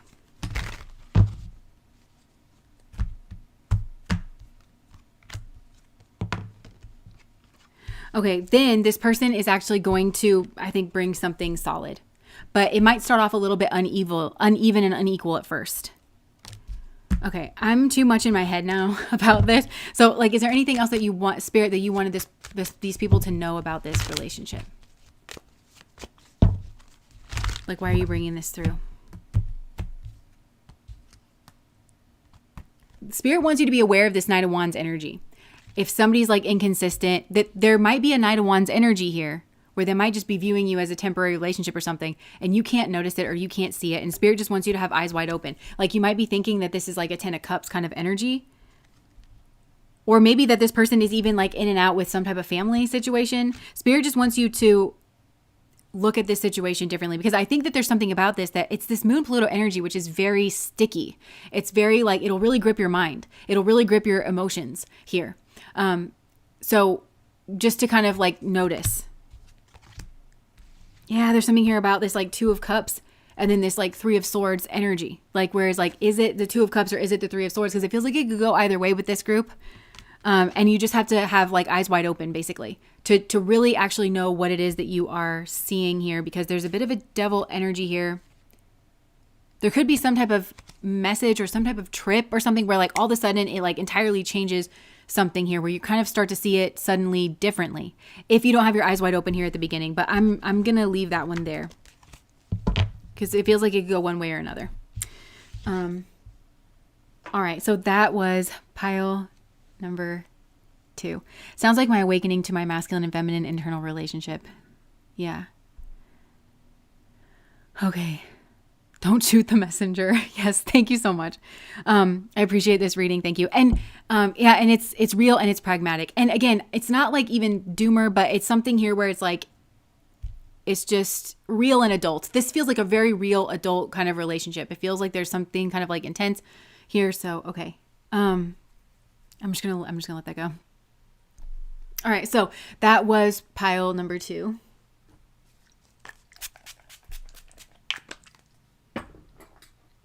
Okay, so the way that I was feeling, I'm just gonna kind of keep talking here, because the way all of a sudden, like I kind of sometimes I've been doing this for so long. I think I've been doing this for like 6 years now. But even still, sometimes like I will just start getting in my head and thinking like that when people are displeased about this, like they're displeased with me, even though like I feel neutral, like I'm just tapping into this, you know, and reading whatever is coming up and hoping that that's kind of helpful. And all of a sudden I started to feel like something was my fault, even though logically I knew it wasn't my fault. So I feel like that's maybe how you're going to feel in that relationship. There's a possibility here. So if you start to feel that way, where you start to feel like, I think something here is my fault, but you know that it's not your fault, that might be something to kind of like be aware of, because this person might be kind of hooked on somebody from their past. If they're not getting their shit together for you, and they're not, you know, maybe they're trying to get their shit together and they keep telling themselves like, well, if I'm going to get my shit together, it's because I want to give it to this like other person. And if that person's no longer in the picture or something, and then you're left just kind of, you know, spinning your wheels, Spirit is wanting you to look at this kind of differently. So if you find yourself taking responsibility for something you know is not your responsibility, for something you know is not yours to kind of manage or deal with, that's like kind of something to pay attention to in that second relationship. Okay. Yeah. Okay. Displeased with this person immensely. Yeah, and I know that you're not, but it's like I get in my own head about it sometimes, you know? Yeah. Okay. So if you find yourself in your own head, in that pile number 2, like situation, and you're fixing everything and you're wondering like it's not you. I feel like it's not you. I feel like there's a secret here. There's something here deeper in this person. Okay. I'm going to take a little drink.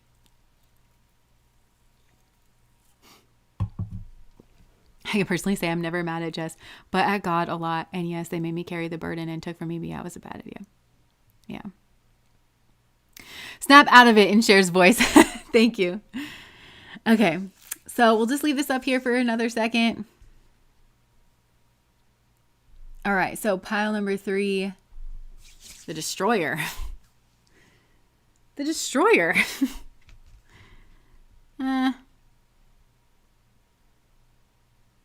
Okay. I actually am not getting too bad of a vibe off of this. Okay. I was a little wary. Okay. So let's see. Pile number 3.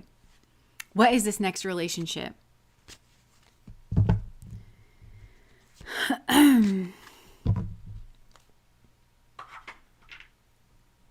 What is this next relationship for pile number 3? Oh.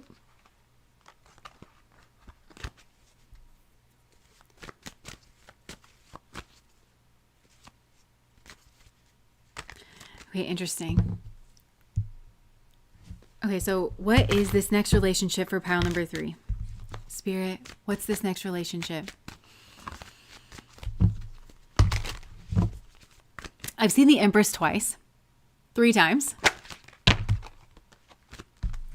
Okay, this is interesting because what I'm kind of getting as a backstory for this pile is I feel like this is a group that has an ex that is not good, like maybe even a narcissist or something like that is actually in this kind of like destroyer energy, or like there is some type of energy here that is has you like in its sights, but I feel like it's nothing that you should really worry about because I feel like you are the Empress, and for some reason this energy like has you in its crosshairs. But see how there's 2 little lights there? I'm actually getting that that's you and your person, and I don't think that this energy can actually touch you or like destroy you, but I do feel like this is maybe some type of ex that feels very possessive over you, or like they're very angry that you're moving on or something. Like they kind of have their eye on you in some type of way, but I still see you moving on to this new relationship. And I see this new relationship being kind of like blessed and divine and like very loving. So tell me about this. And I feel like there's even a perimeter around this relationship. Okay. Oh, I feel like this person's very protective in some type of way, maybe even energetically. Tell me about this next relationship here for pile number 3.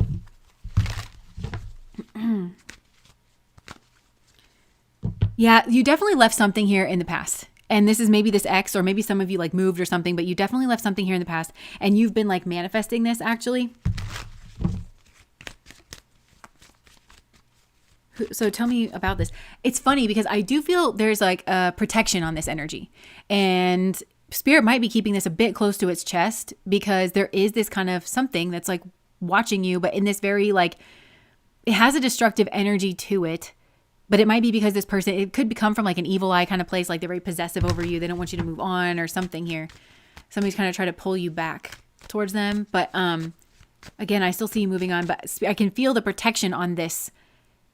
I want to say like divine relationship. So let me see, Spirit, can you tell me anything about this person or about this relationship that's coming in?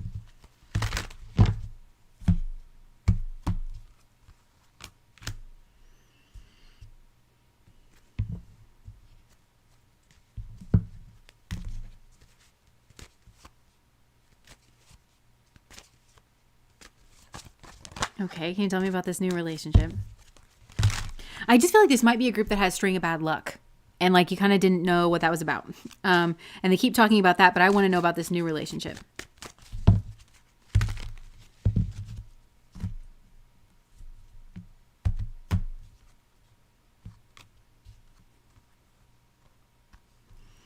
Okay.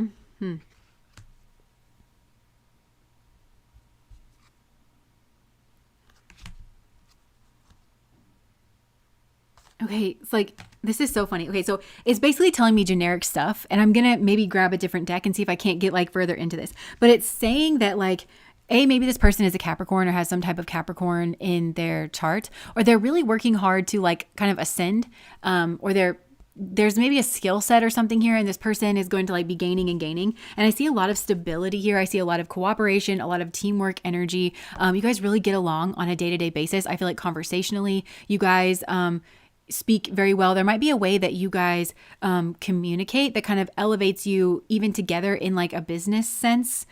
You guys might end up working together. You might have some type of like family business. I do feel like this is moving towards marriage. And I feel like this is like somehow through this relationship and having a relationship with this person, I do feel like you are ascending and you are closing out this kind of karmic cycle here from your past. But this, yeah, and it's like through actual like love here as well. Maybe some of you felt like you had the higher cup and that wasn't acknowledged here in the past by somebody else who had like maybe had other options or kept you waiting or but this, it feels like you are actually like ascending, but you're also like, it's all like happening at one time where you are kind of closing out this cycle. Catherine, thank you so much for the super chat.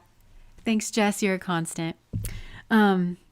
Yeah. And so this is kind of like balancing out this like kind of negative energy that's been around you. But it feels like lurking at the perimeter, wanting a relationship from you, wanting to kind of like make you feel nervous or anxious. And you're kind of like a goal of this person. I don't want to spend so much time here on this person because you are starting over. So I feel like you meet this person when you kind of reinforce your boundaries. You have this like new beginning for yourself, but this has like kind of strong boundaries. So tell me more about this person. I mean, it's definitely a Two of Cups energy. Like I'm getting kind of generic stuff, but I want to know more about this person.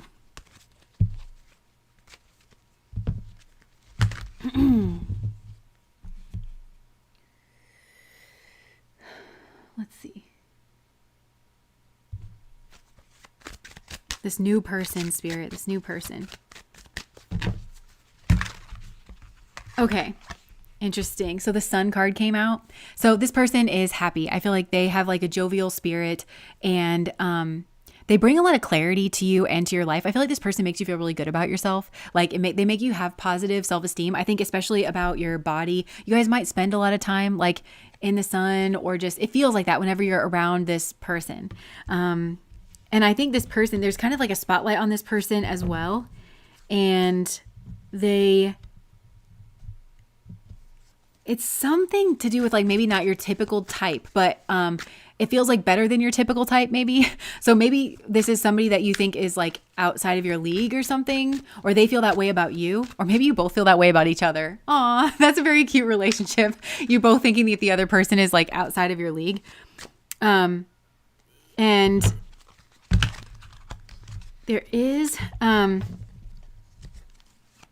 This is not a superficial connection at all. So tell me more about this person, Spirit. It's funny, like they're not... Why are they not giving me this information? There's a real pull here from the past, but I'm not going back to it, and I feel like neither are you. So who is this new person? This new person.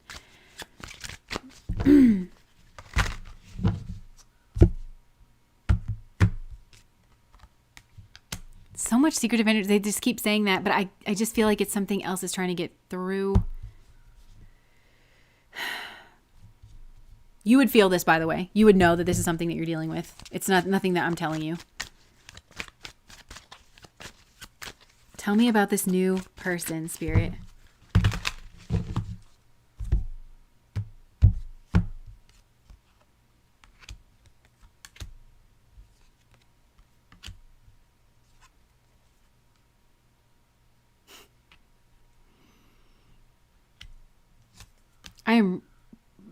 I'm not gonna, there's somebody here, it keeps kind of pulling this back, and I keep hearing the phrase song. It's like the part where it says, and suddenly I become part of your past. I'm becoming the part that don't last. I'm losing you and it's effortless. Because somebody here is like trying to act like they're a new person, but I can tell that there really is like this kind of new energy. So I'm going to keep pulling decks until I find the right one. So who is this new person, Spirit? Who's this new person?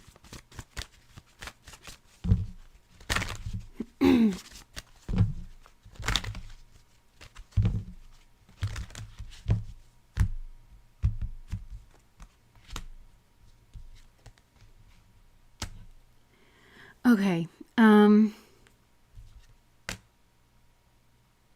Okay. Yeah, very confident person, like in and of themselves, and has spent a lot of time kind of focused on themselves, maybe even like traveling or getting some type of degree or some type of education. This person is a leader in something. Like people go to this person, I think, for some type of advice because this person has like a big, broad, expansive mind. And that's not just in like the logical components either. This person is socially, emotionally intelligent. They have this like kind of well-roundedness to them. They have a lot of different like topics that they are interested in. And it might seem like those topics don't go together or that there's not some type of like cohesive worldview or something, but there absolutely is. But I feel like this person's kind of in a league of their own. Like if to not have as big of broad of a mind as this person has, like if you were to listen to this person talk, then I think a lot of people think that this person is like maybe not making sense or like that it's like fragmented and disjointed, but it's very much not. This person's like very elevated in something. I think that they have like a big aura, they have a big energy. There's something here really to do with this person's mind, to be honest. And there is like a jealousy here around this person's mind. And I think it actually comes from a woman that is around them and maybe has been around them for a while. And this person might not have authority over them in any way or something. But I think that somebody here is kind of hot and bothered by this person's mind. And I don't think this is you, but there's somebody around and it could be an older woman. And I think that she's attracted to him, but it's in a way of wanting to control and dominate through schmegs or maybe even corrupt a little bit because there's kind of an uncorrupted energy around this person in their mind. So she's wanting to kind of control this, but she also kind of hates him and like kind of maybe takes jabs at him. And it has to do with his ideas and his philosophies and his mind. And it's kind of like always sort of undermining, but she's fascinated at the same time. Like she kind of recognizes that this is like a bit above her and that this is something very shiny about him. But I don't know. She's wanting to kind of bring down his self-esteem. So maybe he's been involved with this lady from the past. Or it could be his mom, because it doesn't feel like maybe a romantic connection. At least not naturally, it's not a romantic connection. I think she's trying to forge some kind of schmegdual connection whereby she can get some type of hooks in him, or she wants to be associated with him in some type of way, or her, whoever this is, but it's coming through in a very masculine energy. He is very unique or very different. He's very curious, like can kind of like push the boundaries like within his own mind, is kind of hungry for knowledge. But there's somebody here who's always who I think is very insignificant to him, like kind of very inconsequential, but wanting to get her hooks in, to be associated. It could be somebody here from his past. Again, it's like, it feels like a very smegdual connection. So maybe if you are this masculine I'm describing, this could be the next relationship, but this is a relationship and it's not like a soulmate or anything, but this is somebody who's trying to forge a relationship with you through a certain pattern, like really through using schmegs. But, and there's like, it's this weird, like there's this misguided admiration that is kind of like this covetousness, this like jealousy, but like also wanting to attach themselves, because this person like needs this masculine energy in order to bolster themselves in some way, in order to be seen as legitimate, or in order to gain opportunities, or in order to be like kind of brought up and seen as an equal here. But I can see that they're not really equals, but there's somebody who's trying to kind of forge that through tactical means.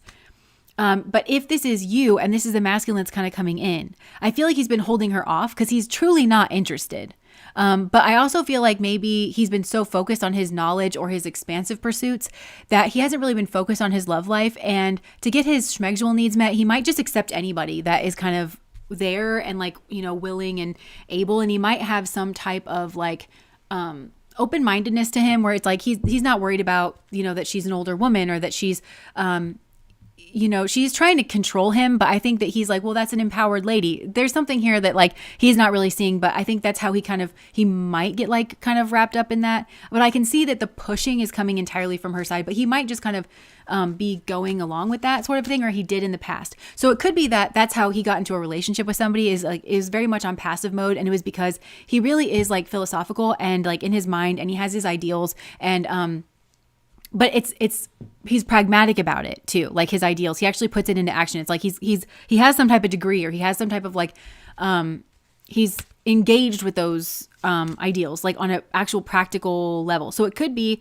that maybe they did live together, they had some type of family together, but it wasn't equal there wasn't any fairness. It was basically just to disenfranchise him in his own like existence, in his own life, for somebody else to kind of have control over him, and to sort of like somebody was taking some type of enjoyment out of like thwarting him and like thwarting his possibilities or something here. Or that's what they were wanting. And so now, so it's either that they did have some type of cycle together that really was, he didn't really want it, not in his heart or anything. It just feels like he was focused on something else and just thought, I need to have a relationship or something. This is here. I'll like kind of just, put it together. Or he did a good job holding her at bay, but I bet you she's still around and she's kind of embedded herself in his routine. They might work together. I don't know. But he's going to be kind of watching you. And then this lady's going to be kind of stewing. But tell me about this relationship here.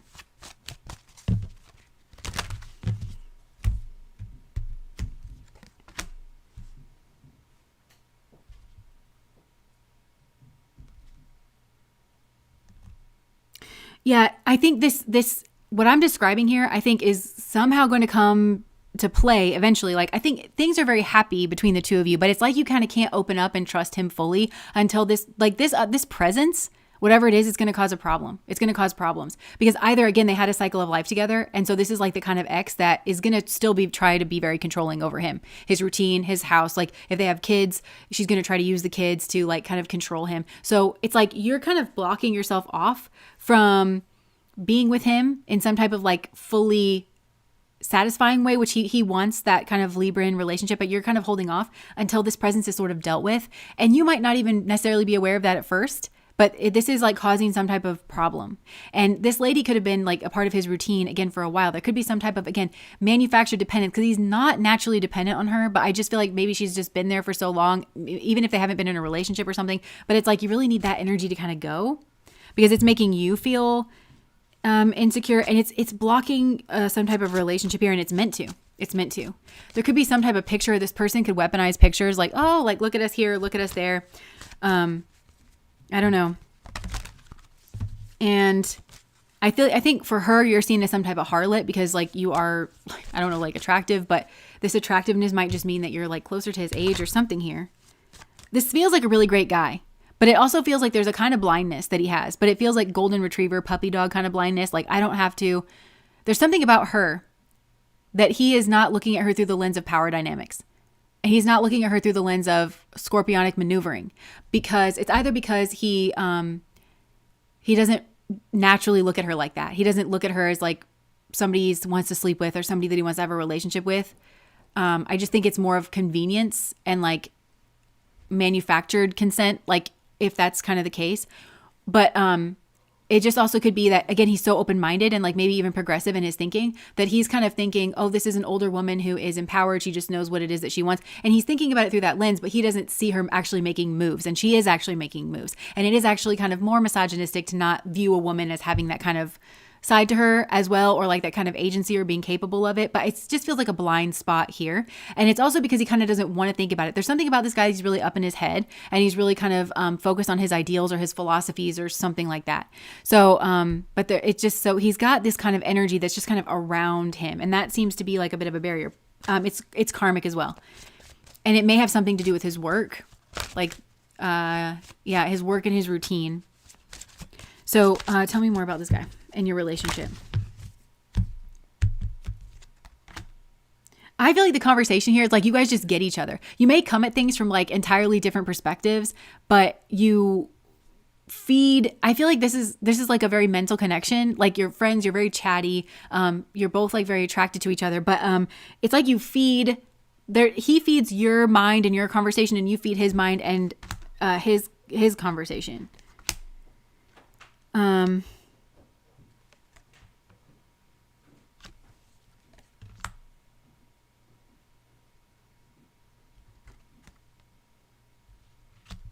it's just saying, it keeps repeating this, like, if you're gonna take your rightful place, like in his life, and kind of like even if you guys are gonna move in together or something like that, if this is gonna be able to grow, it just feels like you have to kind of confront this like barrier between the two of them, because Aries and Virgo are connected on the light grid.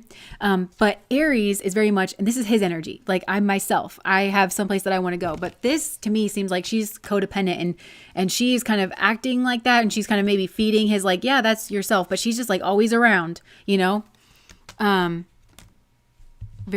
She's very protective or possessive or guarded here. So I think this maybe mirrors the same energy that you have overcome in your past, but this is otherwise like a very happy guy, happy connection.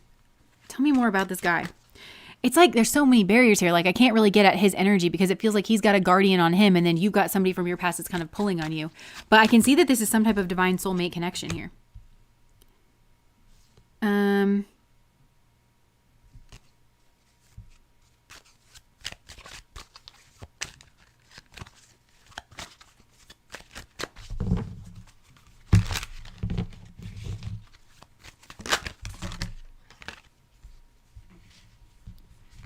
Tell me about this next relationship. He legit doesn't know about this person.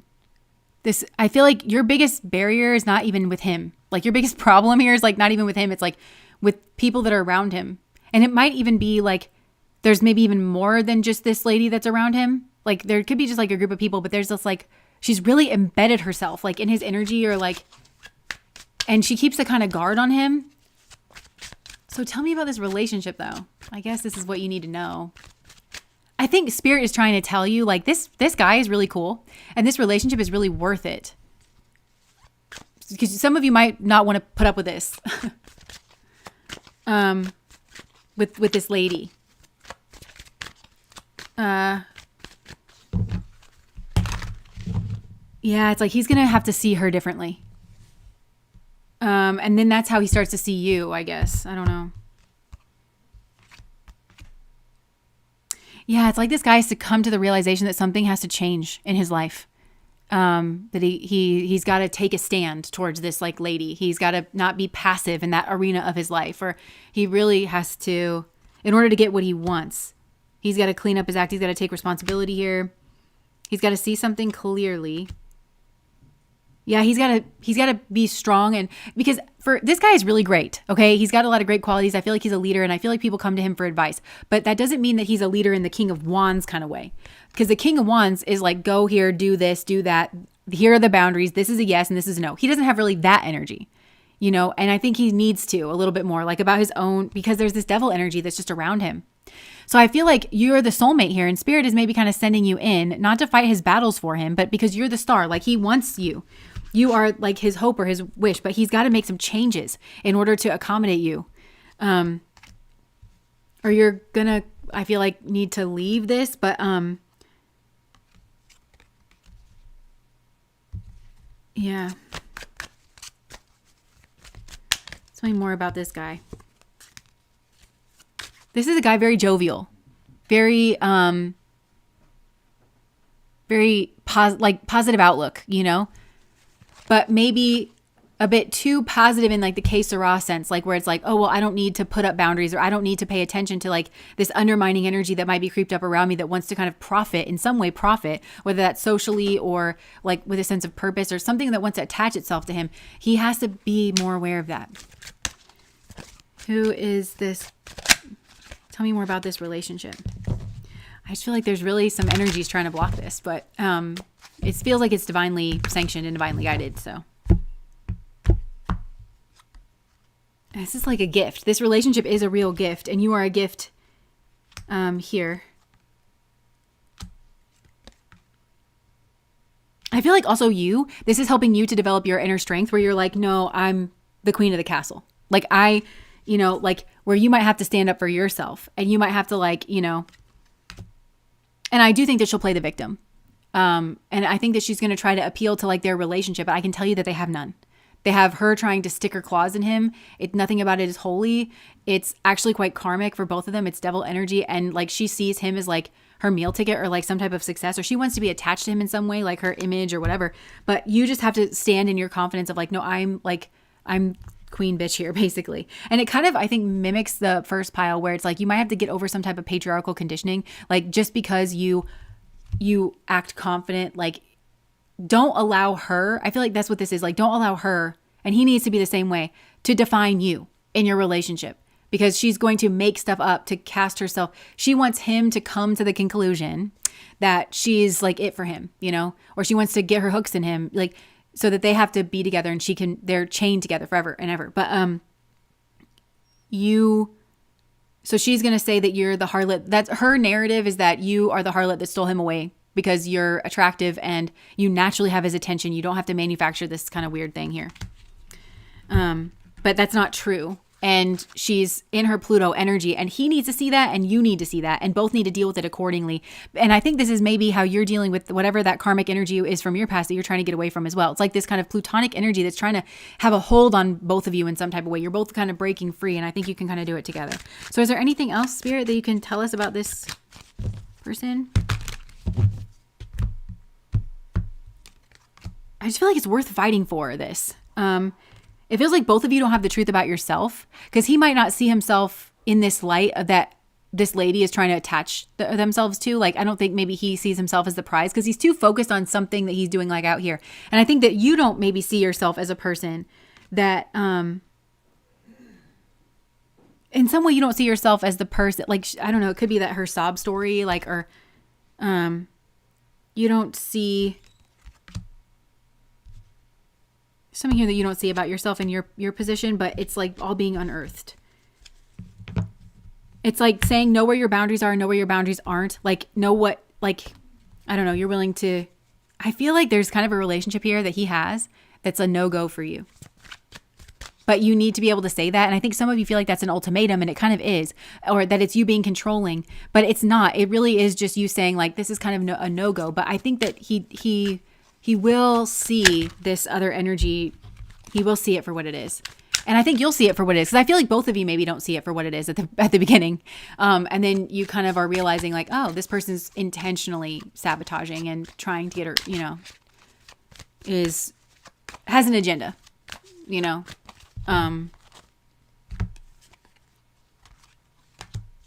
Yeah, somebody here sneaking around this lover's energy. I feel like that's what I'm really supposed to be warning you about here, because otherwise this is just a really positive guy and a really positive connection. I just heard he's thinking about you. I think he's manifesting you. You know what this kind of reminds me of is in Nightmare Before Christmas, like that science guy that creates his own, like he's wanting to create his own like lady. I think like he very much has a vision of his future, and you fit the bill of like the lady that he sees in that future. It's like he doesn't necessarily see you and like your physical form and yourself, but there's a certain kind of like he wants somebody who gets him and who understands him and who he understands his philosophies in a certain kind of way. And you do that very naturally. And she doesn't, like whoever's around, doesn't have like even the capacity for it or like the energy for it. And I think there is some type of mental energy here. It's very like Virgo though, where she's kind of like trying to break things down. Whereas like you volley, like you have your own ideas that you kind of throw at him, and he has the same experience that he gives other people through you, if that makes sense. Cause you come at something from opposite ends, and that's what like, so you can kind of hang, like, I think that she might talk about his ideas or something, like really break them down or whatever, but you have your own, and it's like it gives him the feeling that he wants, because she doesn't, I don't know, whatever is going on here with her manufacturing, it doesn't give the energy that he wants to kind of feel, but you do naturally. And so he's kind of brought you in. You might not feel worthy though. You might feel like her dress looks all crumpled and stuff, like you might feel. But that's just the manipulation is what I'm getting. That's just the manipulation. You are the sun energy. You should feel confident because you are. I think maybe there's something here where you don't feel like you have the right body type or something for him, or but you do. And you are the attractive one. Like he is like finding you to be very attractive. And maybe there's something here about your job. Like you feel like unworthy because of your job or something. Maybe you have to work like a very physical job or something. He's curious about you though, because I think there might be something here, like because of your job or like what it is that you do, he's surprised like how you have this side that can kind of keep up with him. like where it kind of comes from. So I think you yourself are a bit of a mystery to him, but like in a positive, happy sense. But there is somebody here who's trying to undermine, and it feels on both sides, to be honest. It feels like there's somebody here from your past that's wanting to like jump in and have some type of new beginning, and it feels like there's somebody here around that's trying to undermine you, kind of even behind your back, trying to put obstacles, trying to block the love, trying to block like the conversations, but it feels like behind your back. And I don't think you realize it at first, and I don't think he realizes it first, but I think you both kind of come to realize it. So there is like evil eye. There's people who feel possessive over you. There's people who feel possessive over him, but you guys are the soulmates, and this is like very divinely connected. It's like, it doesn't mean that you guys have to be sentenced to like being alone and being a pawn in other people's games just because you are people that other people want to be around, you know, like that shouldn't happen. And so there is like a kind of divinely sanctioned energy about like this relationship does get to have like some type of a fighting chance to get off of the ground here, but there is a threat to it. And it feels like you've dealt with your threat. Like at least you've gotten away from it. And it feels like it's trying to pull, well, he hasn't gotten away from it because he almost doesn't care to pay it enough attention. Like, it's just in case you're nervous about her. He almost doesn't care to pay her enough attention, you know? She's had to really play the long game and the slow game to really kind of get her hooks in, or she's really had to like, you know, warm the frog up, you know, because it's not natural, and she doesn't care that it's not natural. There's something, and I think that there is kind of a positive nature that she feels there's a blind spot that she sees here. So, okay, that is pile number 3. I will compete, but I will fight for him. Yeah. What is he thinking? Let's ask. What is he thinking? He is thinking about, first of all, he's thinking about his future. He's thinking about something here that he can build, possibly that like breaks the mold in some way. Because remember I was telling you, this is a guy that's like always thinking, and he's always maybe pushing the limits of something. So maybe he's thinking about pushing the limits. Like maybe he's a research scientist or something. He's like, yeah, I really want to research this and like see how far we can take this. Or it could be somebody that's like very holistic, where they're kind of overlapping different things. And they're like, this combination of things has never been done before. So, they either like maybe want to do that. So they're thinking a lot about that, but they're also thinking about you. Really, they're thinking about how attracted to you they are and how you break some type of mold for them. So you might not be like their exes. And I think that's actually a good thing, but they are thinking about how attractive you are. But this is like an attraction in a way where it's like, once they get a taste of you and like they have you around, like you are a distinct flavor, like in a way that's positive. You know, it's like, people have their types and things. And I'm not saying that you're not this person's type. It just feels like you break the mold for this person in some type of way that they can't get enough of. Like once they, but it doesn't reduce down, you know? It doesn't reduce down into some kind of like trait that can be like replicated. I think it kind of replicates this person's mental processes where they're very holistic. They're very well-rounded. They kind of blend like a lot together. And I think you are that way to this person where it's like, they can't just go get another one of you off the street. So they're thinking about how attracted to you they are. And at first those things are kind of separate. This person's kind of thinking about building a life. They're thinking about cooperation, synergy, teamwork. They might even kind of be thinking like, we could pull this person in, or that thing in, or that organization, or like whatever. They're not really thinking about you plugging into that just yet, because they're kind of like, oh, and I'm really attracted to this person, and they are kind of hopeful that this will build and go somewhere. But at first it's like they're not really thinking about it like that. There's something that they're very much trying to achieve. And I think that is maybe what creates this perfect condition for the blind spot, you know, for this other person to kind of embed themselves. Yeah, they may have slept together, and maybe not even sexually, like depending on how, I literally just heard how pathetic and desperate this person is. Like they might just like try to like, I don't know, sleep, like have a sleepover or something, like we got to get a hotel room. Oh, like we have to get like, ew. Let's see. Anything else? They are in some type of delusion though about like their negative traits and how manipulative they are. Like I think they don't want to see that they've had to kind of manipulate to kind of put this together. So let's see, what's he thinking?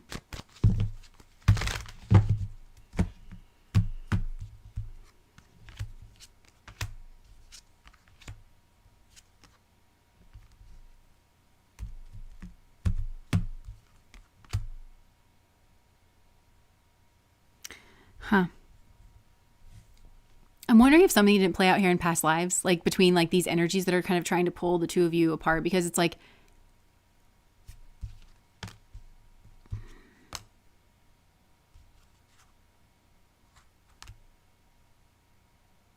or Or maybe he's a touch psychic, because I think he can sense this energy that's kind of pulling on you. And so maybe he doesn't think that you're quite serious, but he'll realize that. So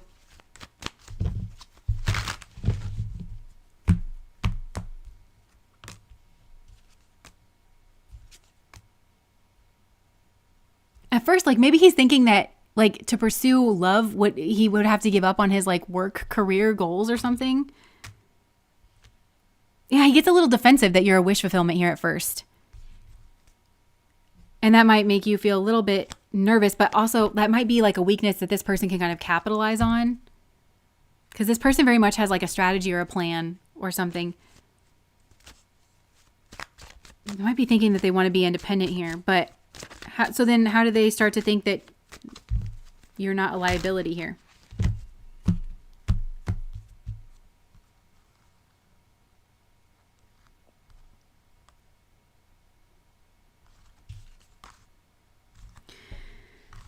Yeah, I mean, I think ousting that energy really helps, but it's just, I feel like hanging out with you, you bring so much happiness into this person's life and like so much joy and positivity.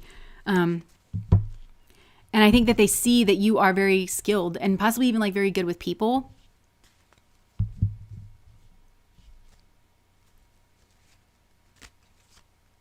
I don't want that to seem like they're putting you to work, but like this person very much has like a focus on their future, or it's their work, but it's maybe even some type of philosophical ideal.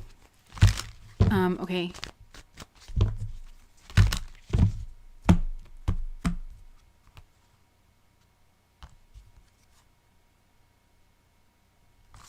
I actually think that he starts seeing you as somebody very skillful, and that's when this other energy is like, like, what do I do? And they start to get kind of confused. So I think that actually your skillfulness, some type of Mercury energy that you have where you're very capable, or you're willing to learn, or you're good with communication, or you're good with people, or you're kind of very well-rounded, there's a recognition of that. And then there's like some type of maybe like offer to bring you more in and like kind of trusting you with that. And then I think that's when he kind of starts to see that like you go together, like with this.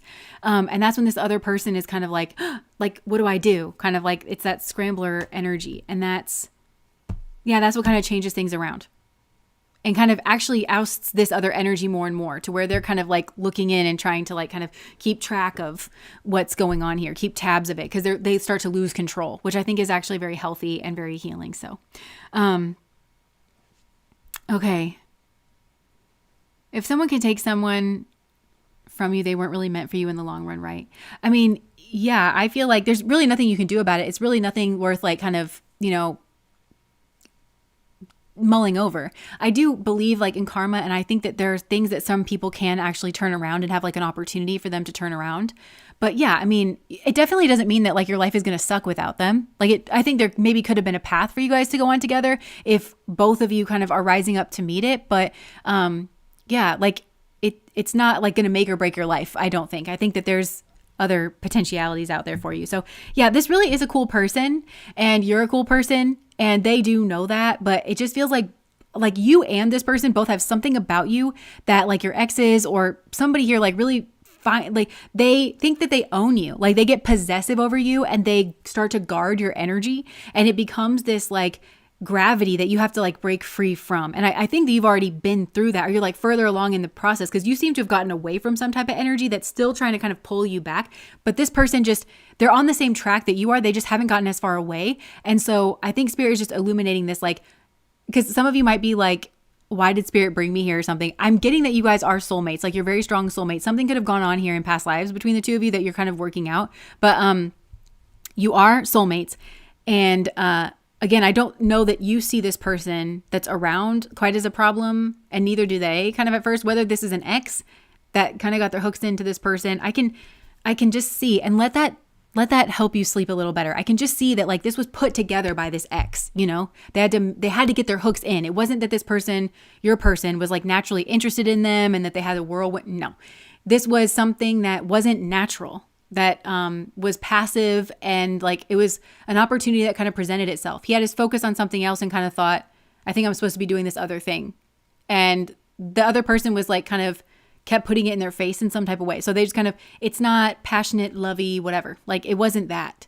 No matter how that ex tries to like present it, because I think they kind of operate primarily on controlling like the narrative and controlling the frame and image and things like that. And so they might try to do that, try mainly to run you off or to like intimidate you in some type of way. But no, it wasn't that. It wasn't that kind of a thing. So that's if they were together as like a couple, which some of these people, that's like really unnatural. I can just see that it's unnatural and very karmic. But I actually can just see that more this person kind of embedding themselves under this person's wing, maybe like at work or in their routine, because they view this person in a way that I think this person doesn't quite view themselves, because they're so focused on what it is, their vision, or like what it is that they want to build or something like that. So it's creating a kind of turbulence, like waves that are kind of pushing you and anybody else out, like away from him. And he doesn't really have a focus on it either, which is like, I don't know, but there's like, I don't know, there's a lot of healing here. And there is a lot of copacetic is the word that's kind of coming through. You guys really get each other. You're different. Like you come at things from entirely different perspectives, cultures, outlooks, but it feeds each other in a way. And it's exactly what he's been looking for and what he's kind of seen himself with in his mind. But I think he saw it like in the future. Like, oh, because he wants to build his business or he wants to build his vision first.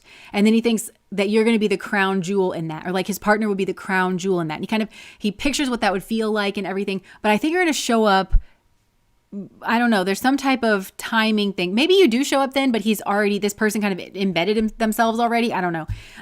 But I think there's something that kind of catches him off guard about you, because it's more a feeling that he had about the partnership that he wanted and the kind of life, and that it would be appreciated from this certain lens. And you have all of those things. But I think maybe he does have this kind of pragmatic sense where he I guess in love and in relationships and schmegs, he can just get kind of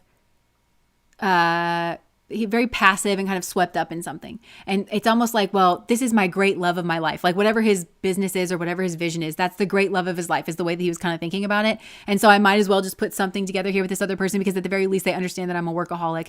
They at least understand this or that. And I don't think that they really do in the long run, because like I said, I think this person really just wants control over him. They like to mess him up. They like to pull him off track. They're gonna it's like one step two. They are going to try to embed themselves into a certain position. And then because of their position, kind of claim dominion in his life. Say, because I'm your wife, or because I'm your partner, because we have these kids, you have to then da da da da da. And this person didn't feel that they were signing up for those things at the beginning. And they certainly didn't feel that way naturally about this person. And they don't naturally want to give this person those things. But, if you're going to lay down with somebody, if you're going to have kids, then yeah, like they do have like certain needs. So this person may not be entirely off base, that this person has to kind of readjust. I can just see it wasn't really the life that they wanted to build for themselves. And it wasn't the life that they were kind of on trajectory to build for themselves. Like there was a partner, I think that was kind of like coming in, that this person may have allowed themselves to get pulled off track. But again, there's a way that you make this person feel that's the same way that they feel about their philosophies, or that, I don't know, it's like, I don't know, you inspire this person. It's kind of like that, like this kind of, or it feeds their like vision, and you kind of like fit there. But it's something that this person couldn't have put into words, like, or they couldn't have boiled it down to certain traits that you have. They don't know exactly where it comes from. And I think they thought it was maybe too much to ask, to have somebody that would have that effect on them. And I don't really even think this person was thinking about, oh, I want this person to have this kind of effect on me. But that's how they were thinking about it. They were feeling like something about the conversation, something about, oh yeah, and this and that, And I think this other lady was thinking that he's obsessed with his own vision and he wants to bring that into reality. And yeah, that's his little half of his life, and she sees that correctly, but actually he wants something much bigger, and you're kind of a part of that. And it is like very free flowing, and it is very plugged in and very cooperative, not just with other people, but with like the universe. And he wants that energy to come back to him. And you're kind of the vessel, like through which that can come back. Just the traits that you have, there's like something natural between the two of you but I think it took some time to kind of maneuver the two of you together, just because of, it's like you each carry your own gravity, and then you each had something to kind of break through, if that makes sense. So I haven't met this person yet, but he sounds lovely. I hope he's able to get rid of this energy. Yeah. Low-key believing that my past and his past are in cahoots. Dark forces doing whatever they can to ruin a divine connection. Yeah. I mean, I very much believe that there's just energies kind of, in the universe. Okay. So yeah. And I think spirit is just letting you know, like, that I think this is worth it. Not that you should put up with poor treatment, and she should be steadily on the outs, And it's not that you have to push her out. Like, again, I think just you showing that you're skillful in some way, or you just having some type of conversation, like it's Mercury energy that kind of like ties the two of you together, where he's just going to start to be like, you fit here, actually, you know, like you fit here. Ta-da.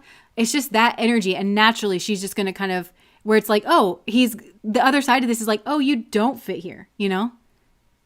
Like, or, hey, she fits here. So if you're going to be causing problems, you got to go. Because you might well belong here, but you got to know your place. Like, you've got to be, you can't be trying to take somebody else's place. And then you got to be cooperative, because that's the kind of vision he has anyways. Is like, let's all be cooperative. Let's, the energy's like, let it flow kind of thing. So yeah, this is a cool guy, actually, like really cool person.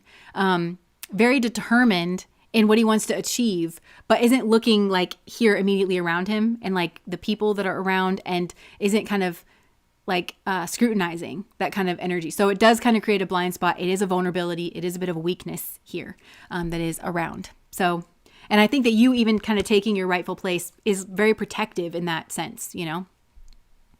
Okay. He's very real and very much sent from up above. Yay. Okay. That did take a long time though. It was very frustrating at the beginning. So I feel like that's kind of the thing about this. Very frustrating at the beginning. It might have taken kind of a long time. And I'm not even necessarily getting that you pine after this guy. I mean, maybe you kind of know that he's your person, but I think you're just kind of wary because this lady's around. If you are interested, I don't know. Because you seem to be working on some type of Mercury energy for yourself, some type of skillfulness, or you're like, you've already gained some type of skill and you're just like right there on the precipice of something here. Okay. So anyways, that was pile number 3. Pile number 3. Okay.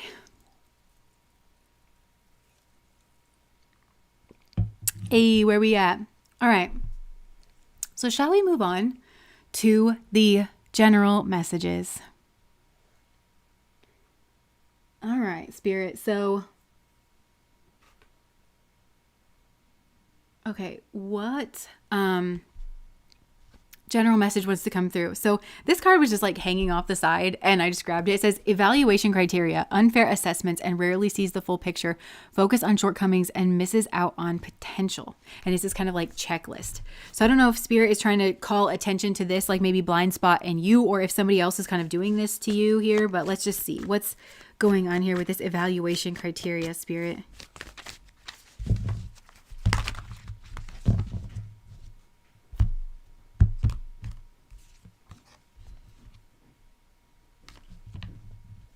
Okay, so there could be a judgment here. So we've got the Knight of Cups. This is like very much a fantasy kind of energy. It could be that with you, or maybe this is like with your person, but for somebody here, Spirit saying we're calling a bit of a judgment here. We're unearthing that there's something here about this evaluation criteria that there's something here that's maybe like a checklist, or somebody here is like really not seeing the full picture, or doesn't usually see the full picture, which is maybe why they get sucked into some type of like fantasy, or they believe like some type of front about a person, but then like when they get to know that person, it's not what they thought that it was at first, because people always put their best foot forward. So Spirit is calling attention to some kind of pattern like that with you or with like another person here. So what does Spirit want to say about that? Spirit is guiding towards a new, fresher beginning. And in order to do that, Spirit is helping somebody, you or somebody else, work through their karmas. Yes, confirmation. And I'm hearing like the truth will set you free. It's like this clarity kind of energy. That's what's going to bring in the happiness. It's not just a matter of meeting the right person. It's about how do you know that you've met the right person? Well, you can't kind of fall into like this fantasy trap. You have to learn to kind of see what's there. And Spirit's saying like the way to see what's there isn't through this kind of checklist thing. You know, is he funny? Is he cute? Is he smart? Is he, you know, like it's not through like, you know, those kinds of things. There's something here. There's like, maybe there's a checklist here where you might get the things on the checklist. I had this experience when I was dating, like where I would feel like I would always get my checklist, but for some reason it just like wasn't the thing, you know? I would get everything that I asked for every single time. I would always like meet that guy, you know? And then it just would turn out that my checklist missed something about like, you know, the whole is greater than the sum of its parts. So just boiling somebody down to like their traits or something here. Yeah. So that's maybe where somebody was kind of jumping in, but Yeah, and there's even some type of call out to like a friendship group from the past where maybe this friendship group is helping you to kind of realize that and like kind of break free. Or there was like a kind of friendship group where maybe like when you would talk about a guy that you were excited about with your friends or whatever, maybe they would go through the criteria with you or something. And everybody would kind of co-sign on it. But again, it was maybe the same level of consciousness, but there's some type of new beginning. And I feel like you're learning, or this person is learning. Because this could also be your person that we're picking up on, where maybe they had a group of friends that was like, oh yeah, they had this, your person has to have this, you know, and as long as like whatever person they brought around had like these kind of main things, you know, they didn't really look any deeper. But this is like really setting somebody free. And Spirit's hand is very much in this.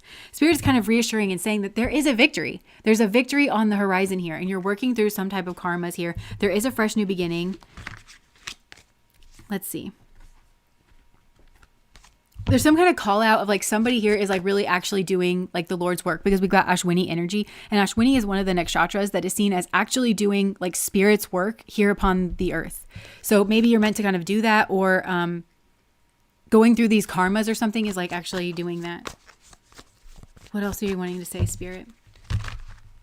It could be that, yeah, like maybe you're giving an unfair assessment and not seeing the full picture of something or someone.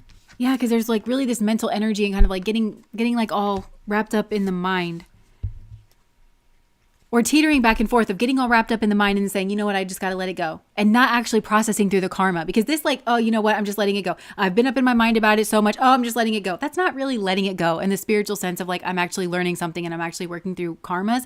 And Spirit is saying this snapping back and forth between these extremes of being kind of very mentally and then like, oh, okay, I'm just going to let it go. That's not the energy that they're trying to, oh, okay. Yeah, because they're saying like getting into the flow, because this Queen of Cups energy, I think I put her back. Oh no, she's right here. This like kind of letting go, right? That looks like it's surrendering and it's releasing to the moment. I feel like there's a group here and it's either with you or it's with your person. So take this however it resonates, but their version of just going with the flow and letting go is not the spiritual, like it's not what they're talking about. And in order to understand that, you have to recognize if this is you, or maybe this is your person. But if this is you, then you have to kind of recognize in yourself that this kind of letting go motion is reactive. It's kind of maybe petulant a bit, but it follows. The reason I'm saying it's reactive is because this lower vibrational version of that they're trying to maybe highlight here, always follows this period of this Eight of Swords. Getting really wrapped up in your head, getting confused, not really seeing like the right picture. This is you working through your karma. This is you actually like kind of trying to understand, because there's something here that Spirit's asking you to kind of grapple with, asking you to kind of put your finger on. You're trying to, but it's one of those things, and I know that you know this, because like whenever you try to understand what Spirit is trying to say to you, like from whatever higher perspective Spirit has, and when you actually get it, and when it snaps in, you're like, oh, right? Like you get it and you're like, oh, dumb. Like I was making this like such a big deal, but it was just because I didn't know, I didn't understand. But once I understand, it's actually like easy as pie. What's hard is like making the leap from the way that you're looking at it before. The way, like, again, I feel like this evaluation criteria, right? The unfair assessment, not seeing the full picture, focusing on shortcomings or missing out on like some type of potential. Or maybe accusing somebody else of doing this. If like somebody like me or like a therapist or one of your friends is kind of trying to point something out and it's like, you're missing out on the full picture because you don't agree with me fully. And you're not letting me snap back and forth between my, oh, I'm just letting it go kind of like energy, you know, or whatever it is. Spirit is saying there's some type of unfair assessment, but it's because they're trying to get you through this phase where something actually does click, to where this surrender energy actually comes from a place of empowerment. It doesn't come from this petulant place of like, oh, and I give up already. Like that's more of an emotional reaction. You're not wrong for that, but it's just about reading the tea leaves and understanding what that means about yourself. You know, it means that the ego is very involved. The ego feels very fed up. The ego feels like it's in a victim mentality when it's being asked to, well, the ego is not really the way through, right? Like you're being asked to kind of transcend the ego or something in this. There's a way that things kind of add up and it'll just click right into alignment whenever it like comes in, and you're being kind of guided on that path, but we're all guilty of it. I'm guilty of it too. But there's this pattern that goes back and forth. So when Spirit is asking you to surrender or to go with the flow, that is its own energy. So when you access this going with the flow energy, if it's always in reaction to or response of this burnout energy, this, I can't do it anymore, I'm letting go. That's not the same thing that they're talking about when they're talking about spiritual surrender and when they're talking about acceptance, because that's somebody that's like in a happy state of alignment with spirit. They've accepted where they're at. They're accepted the things that they don't know, and they're kind of trusting the process. It's very different than this kind of reactive, petulant, I didn't get what I wanted, and so, oh, well, why even try anyways? Because I have this victim view of myself. And I'm not saying that you're entirely doing that, although I'm guilty of doing this, like in the past, where you just feel so fed up. You're really trying hard to kind of like get something. So, so then spirit is saying that process, becoming aware of it, that you're trying hard, which is admirable, but, and then it's not kind of snapping in. So then it's just like this reactive kind of like, oh, that's when this energy, this Knight of Wands energy can kind of creep in, and you're in this state of letting go, but it has this kind of a bit self-destructive quality, like, because it's still on the same level of consciousness. And so it's like, oh, okay, well, I'm just letting go. And so this person's here in front of me. And so I must let's just go with the flow. And then there's absolutely no like filter or screening or something like that. And so the process kind of like starts anew. But that's a part of the cycle is there's a way that I feel like somebody here, it's either you or your person. And maybe this is what your person's kind of learning. But they're not recognizing that their version of this surrender, letting go is actually just a part of a karmic cycle. Like, think about the moon, like that full moon when it reaches like its zenith. It's like when somebody kind of reaches their peak of being fed up, that's when they're like, okay, well, I'm going to let go. And then the cycle starts all over again, because that's when, oh, well, I'm just letting go. So I'm out like with this Knight of Wands again, because I don't really care and I'm not screening anything. And it gets sucked back in this. I'm kind of getting Anirada energy off that, where you get sucked into like maybe another abusive cycle, another abusive kind of relationship or dynamic. Or that's kind of that crux of like, or I'm actually fully breaking through of this, and I'm actually like getting reborn because I'm taking responsibility. I'm kind of climbing down off of like a hill of some type. And there's something here about manifesting, like, and actually manifesting from that place. I'm hearing manifest from the low point. I just heard manifest from the low point. Somebody is scared to manifest from the low point. I'm hearing that's the closer energy to acceptance than when you're sad. It's almost like, oh, somebody's scared to manifest when they're sad. But the sadness comes from the loss of it. And I'm hearing like grief. So there's denial and anger, bargaining, depression, and acceptance. But I'm kind of getting that like kind of depression, sad energy. You're closer to the end of the cycle here, rather than like kind of starting it all over. But what I mean by like manifest from the low point, manifest from the sadness, because the sadness, oh, I'm hearing there's acceptance in it. Oh my gosh. Okay, so the sadness might actually be the acceptance step. And you're scared to lean into the sadness because you're worried about manifesting or something, that you're going to manifest something that's wrong. But the sadness is the acceptance. Sadness is acceptance by another name, is what I just heard. Some of you are afraid to let go. I just heard, oh, I feel like somebody like got it. So like sometimes when you're feeling really sad, that's you actually really fully releasing and letting it go. And like, that's what acceptance feels like. For some of you, that is a direct message here. That's what it feels like. It doesn't feel like the fight. It doesn't feel, resolved even necessarily, because it's the final stage of grief is what I'm hearing. Like you're still kind of in that grieving process. It doesn't feel like entirely that, but leaning into that sadness and kind of manifesting from that place. Then actually, because the sadness is mixed in with that acceptance of the grief, that something here is like kind of fully over, or that you have to let go of something. And it could even be this pattern of like this dopamine hit of like falling in love with this guy that kind of, is offering you the fantasy, and that's the numbness, and that kind of offers you an excitement and a way out of your pain, and then kind of getting caught off guard with it. Oh, I'm hearing to break the cycle, you have to understand what kind of sticks you into the cycle. That's the draw in. So, if you're trying to break it and then that feels frustrating to you, and then you kind of are like, whatever, I'm just gonna, and then you kind of get swept away, and again, like we all do this kind of thing, but Spirit is saying, understand that that's what's drawing you back in to the cycle, to the pain, to the abusive relationships, to the ups and the downs, the highs and the lows, instead of manifesting at the low point, manifesting when there is a sadness. Because when you feel happy, some of you are feeling happy because the pain's finally gone, but you've started up the other cycle here, and then are trying to manifest something. And it's not like they're showing me a puzzle that's like not quite fitting in, where it's like, hey, I'm trying to manifest my future with this person, but it's okay to manifest at the low point. Manifest. Don't think of it as a place of sadness. Think about it. I'm manifesting from my place of acceptance. And from there, they're showing me the 3 of Wands. Like actually like letting your ships come in, because when you're manifesting from there, the ships that are coming in is, I've completely put this cycle to bed, and I'm a bit sad and I'm still a bit tender from it, but I'm actually manifesting in this new beginning. And then the happiness that you can then start to build is outside of that cycle. The trust that is kind of like pulling you away, like trust that it's pulling you away from that old cycle here. So there's some type of like struggling with this. Okay, I'm getting this now. And I feel like this is the way it's going to feel for you. Because somebody here's trying to put together spiritual concepts with the mind. It's very frustrating. We all do this. But you're hearing things that people are saying. You got to manifest from a place of positivity, blah, blah, blah. Otherwise, your whole life's going to go to shit, blah. But the way that it's like they're mostly right, but like the way that you're kind of putting it together, it's fear. Like you're kind of guiding from a place of fear. So even when you're like, okay, now's the time to manifest, there's still this underlying anxiety or fear. Like, did I do it right? Like, oh God, what did I manifest in? Manifest from the low place, manifest from the sadness. Particularly this kind of sadness in the low place of I've grieved this and I'm kind of leaving it in the past. And I'm excited for the future and what's going to come.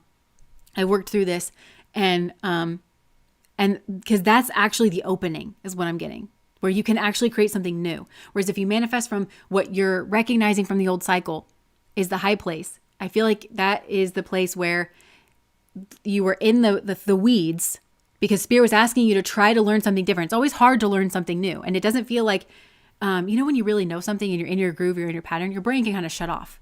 We associate that with a kind of ease and a kind of happiness and a kind of flow state, right? So some of you are mistaking a flow state for like when you start to go back around the cycle and you're like, whatever, I'm frustrated because Spirit was like, we got it. Oh, we're right here. And you're like, whatever. And then you go back around the cycle and you start to feel happy again. And you start to manifest from that place. And then the cycle kind of repeats. And Spirit's saying kind of pinpoint where you're at in the cycle, if that makes sense. That'll help you a lot. Because there's a misunderstanding. You're misreading the map and where you are in the map. And so you're misjudging what's possible when you're manifesting from a certain place. There's a PowerPoint is what I'm hearing. There's maybe for some of you, there's an actual PowerPoint. I don't know.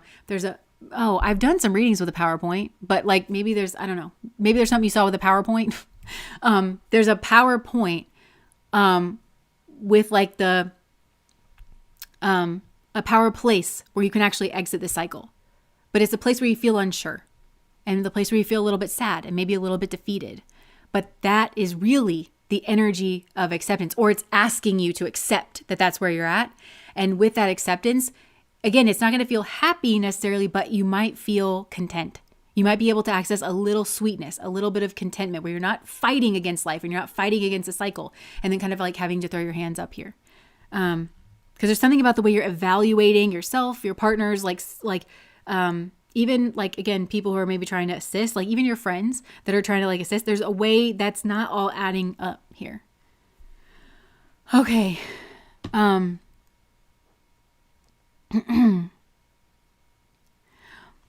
Broadway, maybe just don't listen to this one. Yeah. Okay. Yeah, that's where I am kind of grieving but confused. So actually there's a hopefulness maybe there because you might be able to catch the runway. You know what I mean? Like the runway onto the highway. If you're there, if you're recognizing like I'm kind of sad and I'm a little bit confused, and you can work your way into just accepting that. I'm sad and I'm a little bit confused and I don't want to go back around this other cycle. So that leaves me at this precipice of the unknown. And that's like a little bit fearful. I definitely don't feel confident. I don't feel happy or numbed out in the way that I'm used to. You might be able to kind of catch a runway to something different, but yeah. Okay.